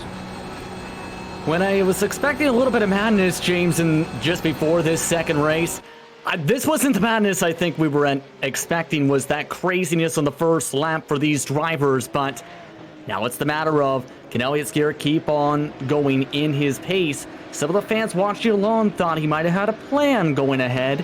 Now, his plan looking like just stay up at the front, try and pull away from Lewis and break the toe. More importantly, though, you got a battle back and forth. Chris Walsh and Mark Hughes racing for position. And your race one winner, Matthew Kikich, has already jumped up to 6th. So that's about half the field that he needed to pass Blake McCandless. And a few good drivers in this bunch as well. And a few good regions represented in this bunch also. Walsh out of the Carolinas region, as is Matthew Kikich. So you've got Mark Hughes, brother of James, out of the St. Louis region in I guess a Carolina Blue sandwich, as it were. Well, Carolina Blue. I know I grew up in the Carolinas, but it wasn't about Carolina Blue. It was about Wolfpack Red, I guess, where I grew up, so in Raleigh. But he'll be in the middle of that Carolina sandwich. And you mentioned Matthew Kikis trying to make his way forward. Obviously a native Tar Heel, I suppose, but he's just trying to find a way to get around Mark Huth in front of him. Wasn't able to execute it as they went through turn 8, but this is going to be, he's just going to have to make his passes and make them quickly. There's just not enough time for him to be patient around these guys, and it feels like he has more speed. So we talk about the passing opportunities, a little limited, but he's going to have to capitalize on them when they arise. I suppose in fair disclosure, if we're talking about Carolina Blue as color and allegiances, TM, that for me it's always been the old gold and black of Wake Forest University. So not necessarily a university tinted thing there, but it's a pretty sky color that you get around the Carolinas region, and one that I would say everybody come on down and come experience at some point with the Carolinas region of the PCA. Meanwhile, still a really good battle between Walt Youth, Kikis, and now James Youth is in there. So I guess the Carolina drivers have been equaled by the Youth brothers, and that's a pretty tight group there in those four. Justin Prince, James out of the Hudson Champlain region of the PCA, which covers a good chunk of that Hudson River Valley of New York. Beautiful country up there as well. Yeah, indeed, and you see that logo now in the lower third. Beautiful place, to say the very least, but right now trying to have a beautiful drive right now from 7th position. Mind you, already +1 from the drop of the green flag, and is looking fairly quick on the racetrack, in the same ballpark as some of the top 5 runners on the racetrack at the moment. Just needs to, again, plan this out properly. We've seen how many mistakes have been made by pushing too hard for opportunities. Now, with still a lot of time to go and a lot of laps to work with, had a little bit of a mistake off turn 16, lost a little bit of speed, still is inside the slipstream though. Right there in the slipstream as Chris Walsh has actually extended his gap on Mark Youth to about a second, so it may well be Kikis that gets to take advantage of this. And Kikis, no surprise, again, one of the veterans of PCA sim racing, who has been around from the very beginning, who has nabbed podium finishes and gotten it done in all sorts of different ways, now looking to try and get to the inside of Mark Youth and take that position and switch up the lines. Here's this contact, and Mark Youth goes around as Matthew Kikis will slide away, and it was a little bit of contact between those two, not a lot, but Kikis is going to slow it down and take the penalty and continue on, so he'll slide back as James Youth jumps ahead of Kikis, so now is the man trying to chase down Chris Walsh. Well, it is, and unfortunately a little bit over braking there from Matthew Kikis. No intent on his part to go in that corner and try to hit him, but just, again, we've seen it time and time again tonight, misjudging what your opponent is doing when you get in that heavy braking zone, and so many different lines that you can take into that corner. All it takes is just a little bit of a disagreement on what's going on, and you've seen the calamity that's happened in that really technical and treacherous portion up here at Auto Club Speedway. And of note, I think, as we turn our attention back towards Christopher Pies, because I think it's a great story, and I give credit to Dewey Kang for reminding me of this, that Chris Pies competed in the 24 Hours of the Nürburgring, which wrapped up earlier today, one of iRacing's special events littered throughout the year, and came home in second in his split with his team. So it's been a busy weekend for him when you consider that the drivers got going yesterday morning and Saturday, and then raced all the way through the day and into the night and into the morning on Sunday. And then you get a bit of a breather and you turn around and you're racing here on the road course at Auto Club Speedway in the evening. I think he'll be happy to get a bit of a rest and get a nap once this race is all done and dusted, Justin Prince. I'm so glad you actually brought that up because it takes so much preparation to get ready for the long endurance races, 12-hour races, the 24-hour races on iRacing, like in real life, because it takes hours and hours of preparation, coordination with your friends and teammates to figure out driver rotations, how you want the car set up, the best strategies for certain parts of the race, who will take care of the night shift. So many discussions come into play where your goal is simple, James. Get to the finish. Regardless of what team you are, you don't want to end up getting in trouble early in the races or at the end of races to where it ends up finishing your time early or at the very end. Your goal is simple. Have as much fun as possible and a penalty just given out, James. Penalty to Kekith for his contact with youth entering the infield section of the racetrack. So not a huge surprise that race controls dropped the hammer on the 15, and he'll come down to serve that penalty shortly. But I think we need to back it up just a little bit more. You talk so much about the strategy of a 24-hour race, Justin Prince, but I know we've got a few new folks tonight who are stepping back and saying, wait, 24-hour racing in sim racing? And between all the confusion and the madness there, yes, you can run 24-hour races in iRacing. It's part of their special events calendar, which rolls all the way throughout the year and is a part of a very select group of events that mimic some of the biggest and best events in racing across the world. So the special events calendar usually full of endurance races over the year. It starts more often than not with the 24 Hours of Daytona, and this year has included the Masters 12-hour, the 12 Hours of Sebring, the 24 Hours of the Nürburgring. Also later on in the year will include the Indianapolis 500, the 24 Hours of Le Mans, the 24 Hours of Spa, the Bathurst 1000, and Petit Le Mans in October at Road Atlanta. And you can head to iRacing.com/special events to find out more about that. But the general idea, Clinton Canlis, yes, you can form teams just like you would in real life and race a car with a shared pool of drivers and try and become the best of the best over a 24-hour period.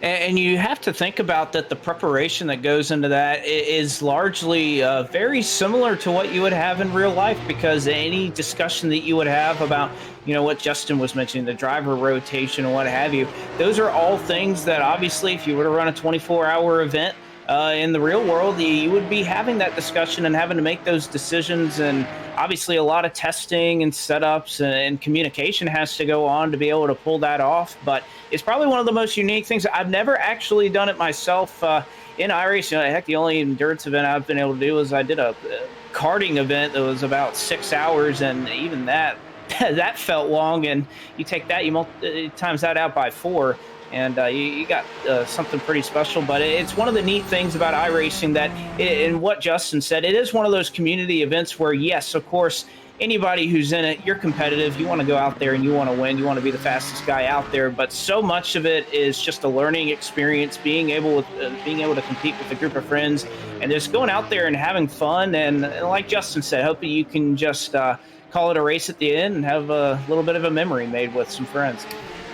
You got some tent poles in endurance racing there. Obviously, the 24 Hours of Daytona and Le Mans stick out for reasons that I don't think need much explaining. But, you know, there's some great stuff there, too. I know for the IndyCar community that the Indianapolis 500 always is the biggest event of the year. Justin Prince, it is a certain Will Vincent's favorite event of our friends over at RaceBot TV. Will lives for IndyCar and has been on the call for many an Indianapolis 500 top split race in iRacing over the years. And then I'll admit, personal favorite of mine, just because I love these cars so much, the Australian supercars, the Bathurst 1000, and the Bathurst 12 Hour too, because you can race these GT3 911 Cup cars that you're seeing on track, but just anything at Bathurst, really, whether it be a sports car or a supercar.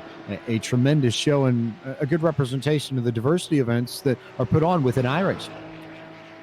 Yeah, and just had the chance this year, actually, to call the first Bathurst 1000 for my iRacing career as a broadcaster, and that was one of the most exciting races ever called. But if you're a Chris Walsh fan, you're having a very exciting time on your couch right now because he's the biggest mover on this track. In the span of these 7 laps completed so far, he's gone from near dead last in 9th position to a podium spot already and is trying to close in somehow, some way, a 5-second gap. If Lewis makes a mistake, keep an eye on Walsh to try and jump up to 2nd. But right now, a heck of a drive for Chris. A really impressive drive for Walsh, who's charged up and made himself the best of the drivers in that 3-4-5 battle. Meanwhile, Elliott Skier is out in front by almost 4.5 seconds, and Jeff Lewis has 6th on Walsh. So Walsh has come through this group and charged and been the best example of coming from the back to the front. The problem is that he's still got a lot of time to go to get to the front, too.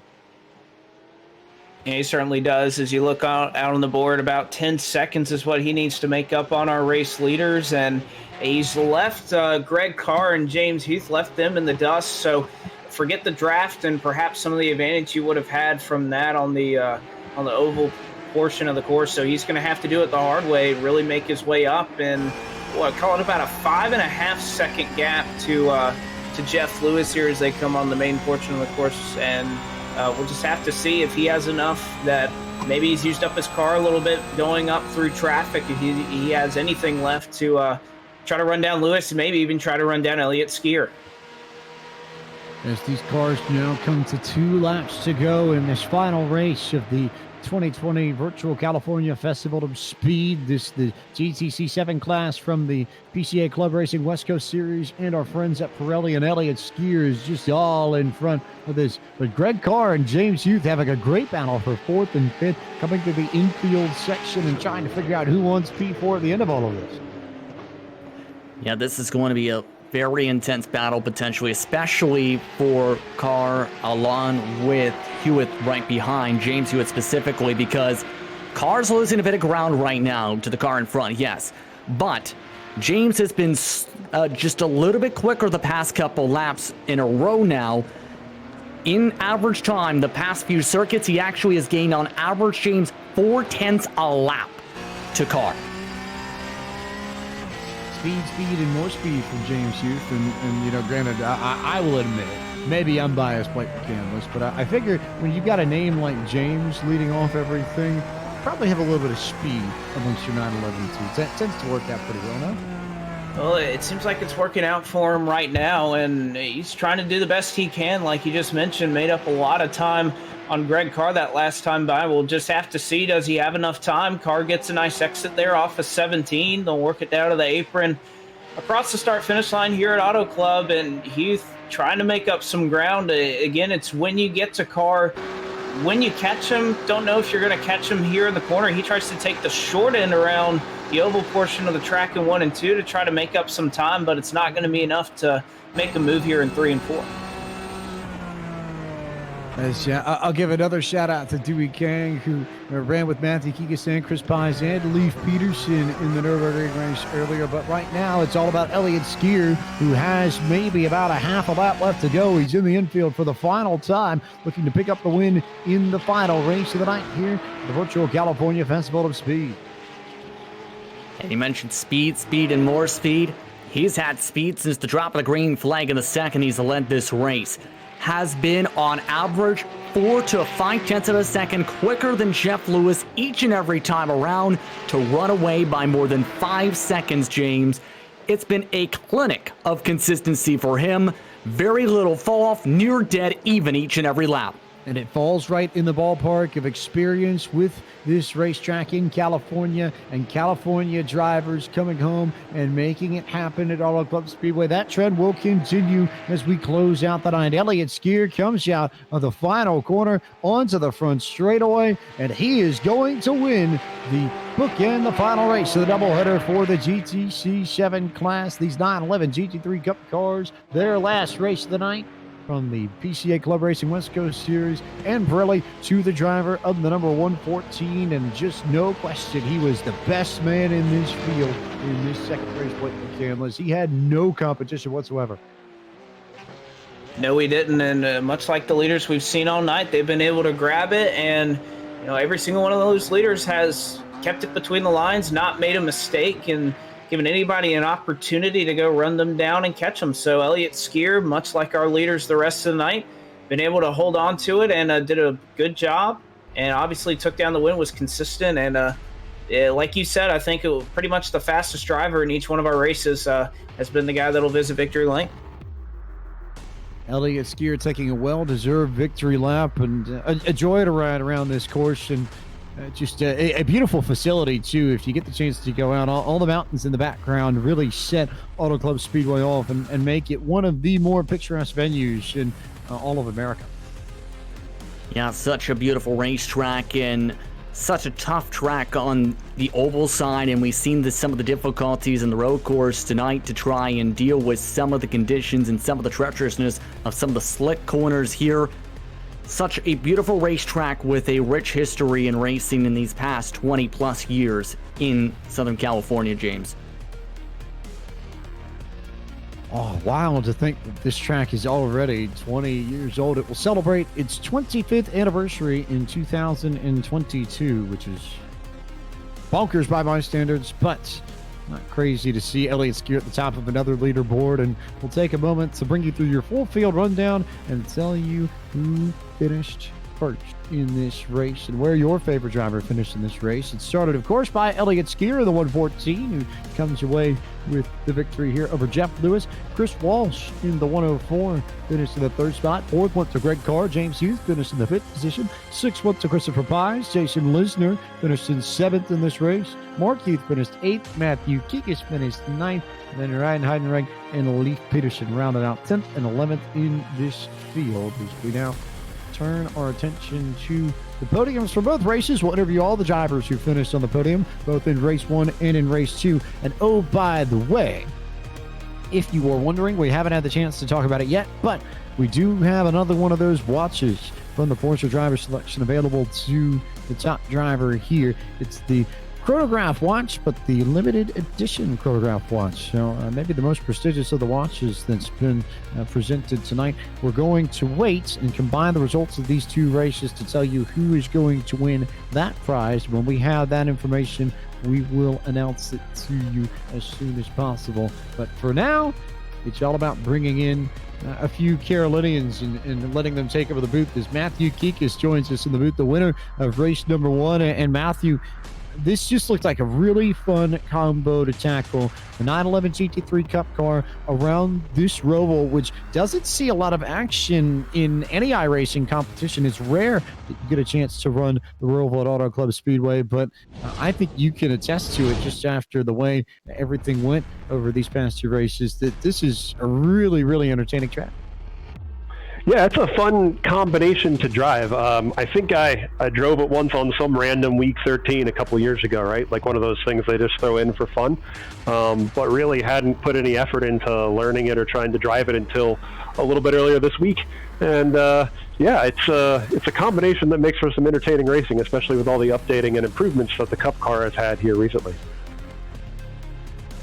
That first race, just really quick out the gate, it just all came together, had that great lap time that set up everything for you. And then was it just sort of ride along, or did you have to really squeeze a little bit more out of it to make sure you got a stranglehold on that race? Well, after laying down a good pole lap, I just figured I needed to get out in front. And really after I put down the flyer on lap 2, it was a matter of just making sure the gap behind me wasn't going to get any bigger. So you can really drive the front tires off of these cars if you try too hard. I just wanted to make sure I kept it underneath me enough that with Lisner trying to chase me down from behind, I had a little bit left in the tank the whole time. This is the final event, at least it's scheduled for PCA Spring or Sim Racing in the spring calendar, and between the GTLM racing we've done in Series 4, and now back to the roots here in your case with the GTC7 cars and the Virtual California Festival of Speed. And just can you give a bit of perspective on what you saw in the spring here from PCA Racing, and as someone who's been around for a long time in the program, how impressive it was to see this whole program grow as much as it did in the span of a few months? Yeah, it's absolutely ridiculous that so many people are joining in and racing with us now. PCA members from across the country and the hemisphere, really, right? When we get these guys from Puerto Rico and the northwest of Canada and all kinds of stuff now. So it's amazing to see so many people joining in. It's fun that the pro class, or the level we had here racing tonight, has expanded so much as well. So there's a core group of guys, right, that we've been racing together and doing other stuff, but then we keep adding other excellent iRacers to the mix, and then we get the pros like Skier who are dropping in and everything else, and it's really fun challenge for us to take that to them. My kind of smaller circle that we race endurance with and stuff, there's a lot of guys, a few of these guys, Chris and Leaf have a lot of real world racing experience, but I really don't. And so it's really fun to kind of mix guys together in this environment that some people are club racers and race all kinds of stuff and endurance race and other things. And some guys like me are club members from the car ownership perspective. But my hobbies or other stuff don't allow me to do the club racing in real life as much. So iRacing is my outlet for that. And it's great to be able to use that part of my club membership more effectively. And let it sort of lead you into the other things with the club. Do you have any sort of programs that you might want to jump back into once everything settles down and we get back to normal life once again, especially with the Carolinas reaching the PCA? 100%. Honestly, it's the club has not been something I've been super active in outside of the sim racing side. Now, my favorite events of the year are the professional races at tracks like VR and other stuff to go to and go see and hang out in the Porsche Platz area and get to do all the benefits that side brings with a little bit of hospitality and meeting all the drivers and some of the other programs they do through that. I have forgive me because I forget the artist name, but I have a lovely print of one of the art prints that guy comes and does live and all the PCA tents from a couple of years ago of VIR going up here in my game room, and doing those kind of things are really what I'm looking forward to getting back to once the world starts moving again. Matthew, I know there are plenty of people that support you. We've seen Katie in chat, and we'll give our shout out to Katie Watzik in chat as she does so consistently throughout all these events in PCA Sim Racing. But I know she's not the only one. So who else do you need to thank for making it possible? Well, definitely Katie. My wife, Lydia. This week has been ridiculous with iRacing events of all types. The 24 Hours of Nürburgring was this weekend, which me and my teammates just got done running earlier this morning. So my wife's been super supportive with a ridiculous racing schedule coming into this week for me. And I look forward to spending some time with her as we move forward here. My parents and step-parents and my other brother Carl, who's sometimes in chat, all watching all the time. It's great to be able to, like I've said before, share this with these guys. Most importantly, my endurance teammates, Chris and Leaf, who are the guys here, another guy named Matt Quinn. These guys are always pushing me to be faster, as sometimes I'm the slowest one of the four of us. So, not all the time, but it's always something trying to get better. It's been an excellent weekend we've had racing together. And last thing I want to say is just real big apology to Mark, who's there in the last race, got into him just a little bit in the back, trying to fight for a position there and spun him around. And I just wanted to say I'm real sorry to him. I'm going to send him a message here in a minute. Of the sportsmanship and clash of PCA Sim Racing, no surprise there. So, Matt, thanks so much for your participation in PCA Sim Racing throughout the course of the spring and your participation tonight. Congratulations on your victory. It takes some time, and congratulations also on your podium finish at the Nürburgring as well. Take some time to send that message to Mark, and then go get some rest. I think you've earned it after the weekend you've had. Yeah, thanks guys so much. The Podium broadcasts have been amazing, especially dealing with the changing conditions we've had with the huge growing number of people.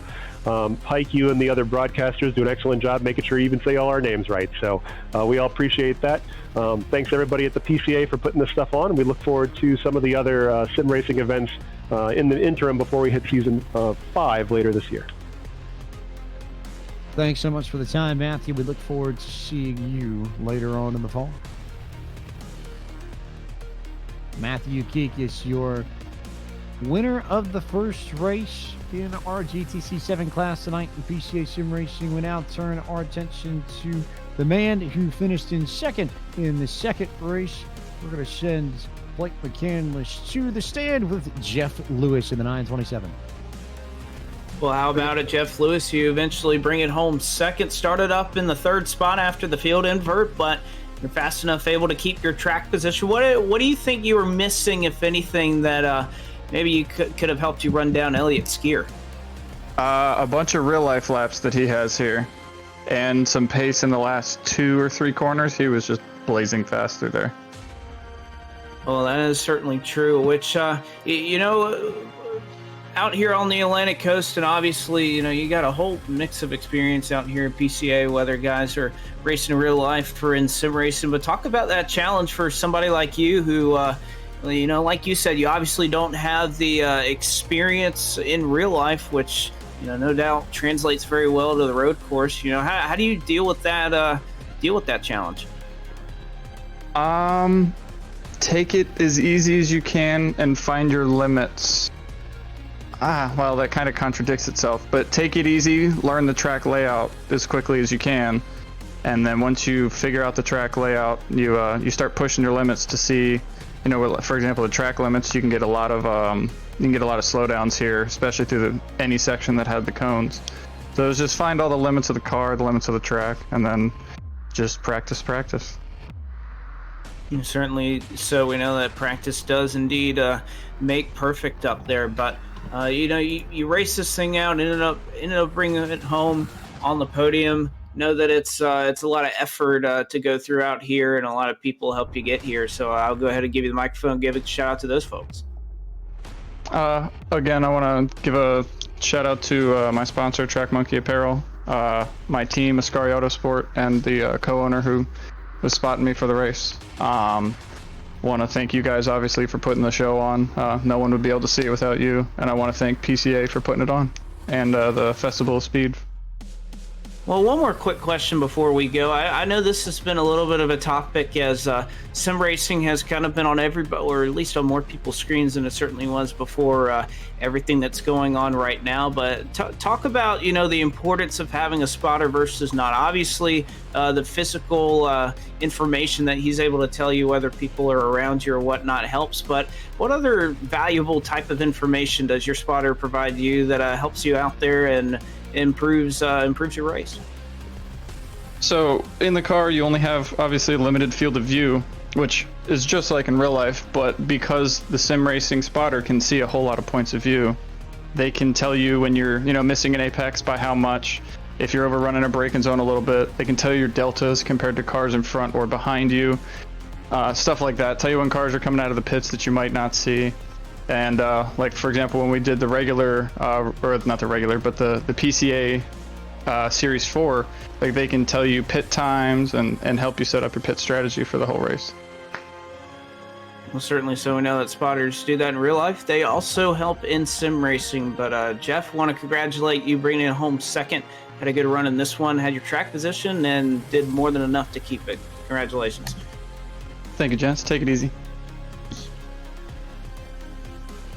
And that'll conclude our conversation there with Jeff Lewis. And if we can get Justin Prince in here. Justin, believe you've caught up with Chris Walsh, who brought it home in position number 3 in our second event. Actually, it's Elliott Skier that I'm along with, who came away with the victory in the second event in dominating fashion. It took a little bit of work to get the 3 positions gained, but took about a lap and a half, 2 laps. Elliott, how are you feeling after that second race and how well you did in that one? I gotta say, I'm cup card out, considering we podiumed the Nürburgring 24-hour and the second split in it. Ended up doing like 10, 11 hours there. To jumping into this tonight, definitely feeling the groove in this car. And yeah, this is my hometown race, being a Southern California boy. Was lucky enough to win this event in real life in a .2 Cup car 2 years ago. So it's nice to double down and win the virtual one as well. So nope, just it's experience around here. It's the real life laps, it's the virtual, knowing where to put the car, knowing where you can cross over, who's going to kind of go where, and the energy flow of it all. So definitely a lot of experience played out in it, and just very happy with how it all came together. Let's talk about the first race, because you had a lot of tough battling, especially in the first laps of the first race, that put you in the middle of the pack by the checker flag in that one. What was kind of your mindset after coming to the checker flag in that one and trying to think, okay, what can I do to improve that for the second one and continue the momentum you were talking about for the Cup car?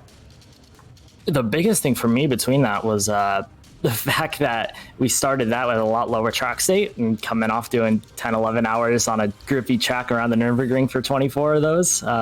Definitely it caught me off guard, and literally no practice jumping in. I was like, oh, okay, it's ice out here. So it took a little bit. This session had a little bit more grip in it, so it felt more at home. And yeah, once I was just able to get through the first race, and Jeff spun it early on in the first race, so I knew we were going to have a pretty good battle based on our consistent speeds through it all. So, I was looking forward to that, and just glad it came out as we did, 1-2. You mentioned the real-world experience as well in 2020, and this is directly actually from your own iRacing profile page, mentioned your plans for GT4, Cup, GT3. How would you compare the racing in real life to what you feel in the sim, and how does that experience from the sim in turn help you in real life as you race around these tracks on iRacing? Oh, there's a definite correlation between them. Obviously, the physical, the financial, even some of the emotional aspects are not the same at all. But that being said, the mental state you have to be in to perform is definitely next to identical to that of the real car. When you're getting in here being like, I have 10 laps, I need to hit all my marks, I need to sit down and be able to just put everything together.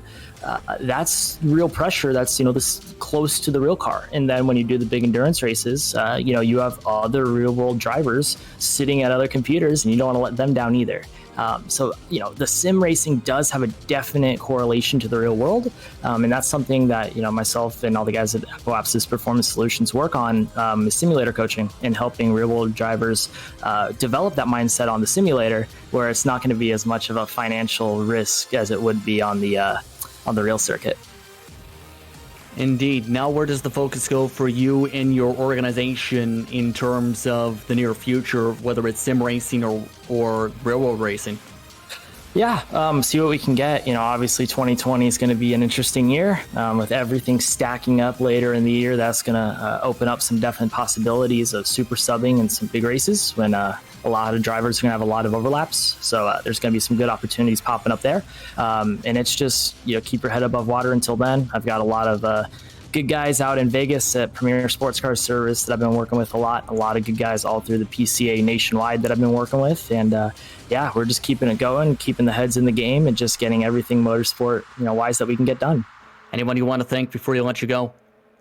Obviously PCA for putting on this event. It's the home event, so it's something special to see. I actually thought it was going to be last night. Looked at the schedule wrong, so I'm super happy that I was wrong on that and was able to partake in it. But definitely want to work with them and see if we could do something about this watch and possibly auction off for charity or do something as well for take something in the virtual world and make it a positive for the physical world right now. But, they've been fantastic. Obviously, you guys at Podium Esports have been wonderful to be with, and some absolutely A+ broadcasting. And all the guys out at Premier Sports Car Service have been wonderful as well.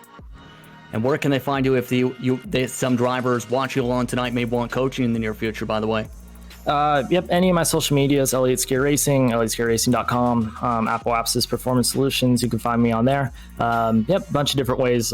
Pretty easy to find all over the internet. Even an iRacing DM works as well, and always happy to work with anyone and see what we can make happen. And, been very grateful to have some amazing experiences in motorsport, and just want to give as much of that back as possible. Thank you very much for the time, Elliott.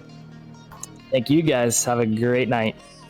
You too. That was Elliott Skier coming home with the second race victory tonight, and a good performance in the first one, James, as well. came from the back to the front and got it done in the second one. And now we turn our attention to the one man left to talk to. Driver who was the only man to podium in both races, finished in third in the first and the second race in the GTC7 class out of the Carolinas region, Chris Walsh. I think the first one was a little bit more straightforward than the second one. The first one was just qualify well and stay there, but you run through the field in the second race. Talk about how you end up going from ninth to third in 10 laps. Yeah, I'm just happy, honestly, to be in the top 5 with the crew of guys that are out there. I raced the whole PCA Series 4 with them in the RSR, and I was struggled to be in the top 10. So it's really cool to be out there with them. And that race in particular, it was really, I know I have good pace in the Cup car. It's my better car to drive versus the 991 RSR. So my goal was just to stay close and, see if people made mistakes and maybe work my way up into a 5th place finish out of 9th.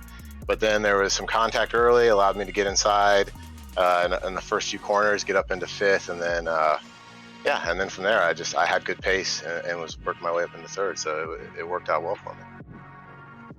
It worked out well for you. You had a solid run in both races, and oh, by the way, as the man with the highest average finish in these races, you're going to have a lot of fun, I think, because you are going to go home with the watch that was going to be offered to the best man in both races. You picked it all up, so you get the limited edition chronograph watch as well. How special is that to come away as the winner of the biggest prize on PCA Sim Racing's closing night of the spring?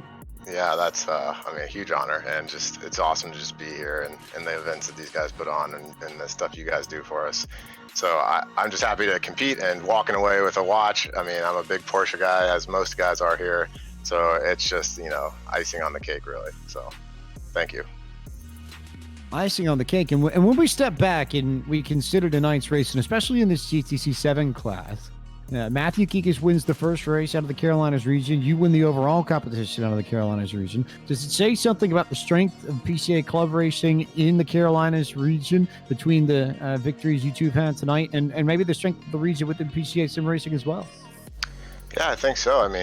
Matt has always been strong, especially in the RSR series we were running, and he was a guy that I would have to battle with, always hope to keep up with, because he was pretty quick. So for us to be up in the top, I think maybe he's a lot like me. He's pretty comfortable in the GT3 Cup car, and so it just was the right mixture of track that we like, car that we like, and decent talent from both of us, and it worked out. So happy about it.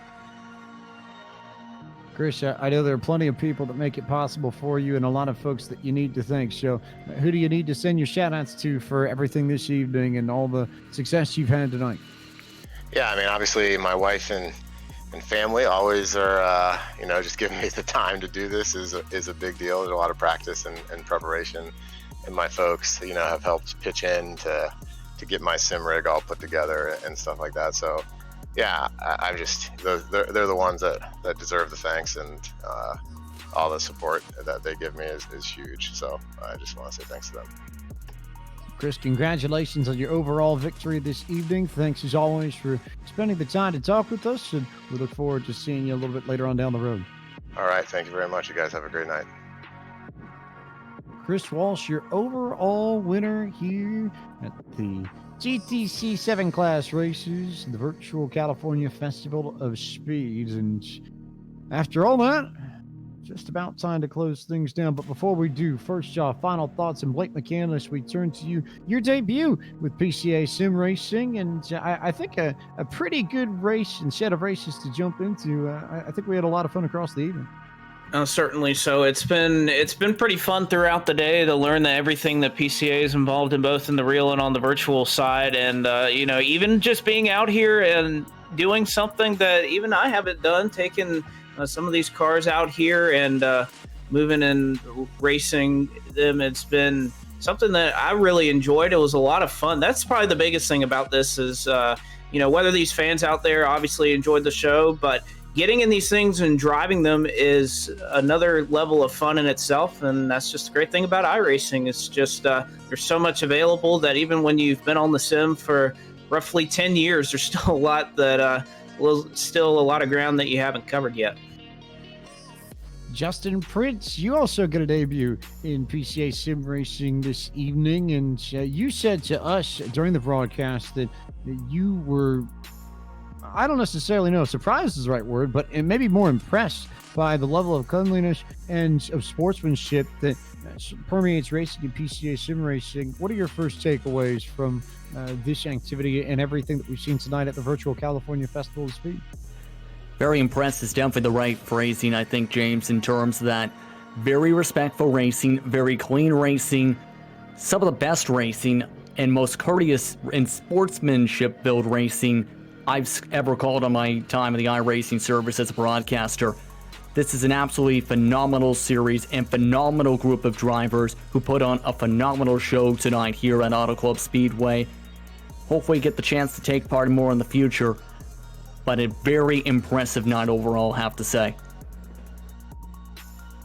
As we begin to close the book on this virtual California Festival of Speed, we'd be remiss not to remind you that if you've liked the broadcasting that you've seen over the course of the evening from Podium Esports, plenty more coming up between Podium Esports and iRacing. It starts tomorrow night with the Sim 500 Trans-Service Cup Series from Talladega Super Speedway. That'll come your way at 9 p.m. Eastern on our regular home, the Podium Esports Twitch channel on twitch.tv/Podium Esports. Then Tuesday night, it's the eNASCAR Coca-Cola iRacing Series from Dover International Speedway. The best drivers in all of iRacing on the stock car side take to the Monster Mile at 9 p.m. Eastern, Tuesday night, April 28th on the iRacing Twitch, Facebook, and YouTube channels. Then Wednesday night, a doubleheader on the Podium Esports Twitch channel. First, it'll be the Esports Racing League from Dover International Speedway at 7:40 p.m. Eastern. Then at 9, it's the Cars Esport Tour from New Smyrna. You have Anthony Alfredo's league in the Cup Cars, and then New Smyrna and some of the best super late models and late models you're going to find in iRacing anywhere. And then Thursday night, it's the Icebox Pickup Throwdown iRacing Truck Series. The stars of the NASCAR Gander RV and Outdoors Truck Series come your way from Kansas Speedway. And the broadcast will go live at 8 p.m. Eastern on the Podium Esports Twitch channel and Eric Estep's YouTube channel, home of Out of the Groove.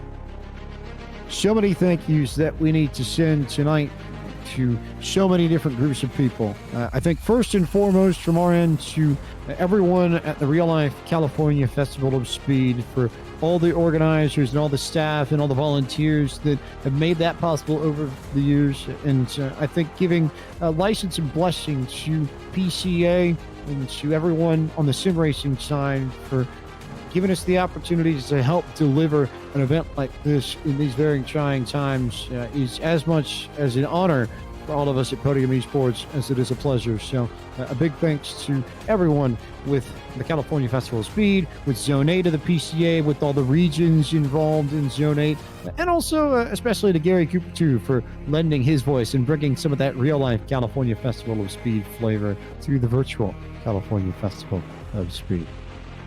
And to everyone at PCA Sim Racing, Doug Atkinson, Jim Hemming, Kyle Barnes behind the scenes making it all possible and getting things done, and the steering committee of PCA Sim Racing as well, who had a hand in putting a little bit of this event together and have had a tremendous hand in the success that we've seen in Series 4, and I think we can thoroughly expect to see in Series 5 with that GT4 Cayman. We saw how good the racing was here.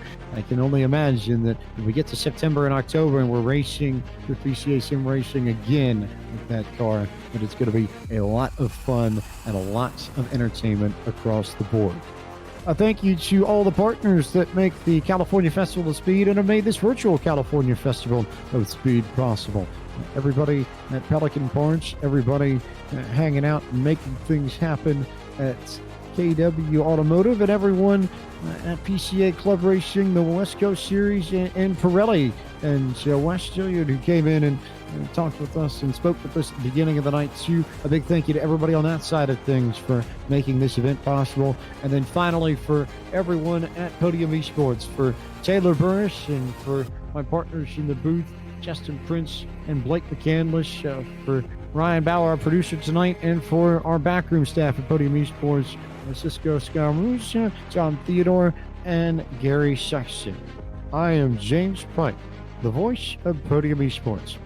Thank you so much for joining us for the virtual California Festival of Speed here on the iRacing Esports Network. stay safe, stay healthy, keep yourself protected, and we look forward to seeing you in the fall when PCA Sim Racing returns with Series 5 and the Porsche GT4 Cayman.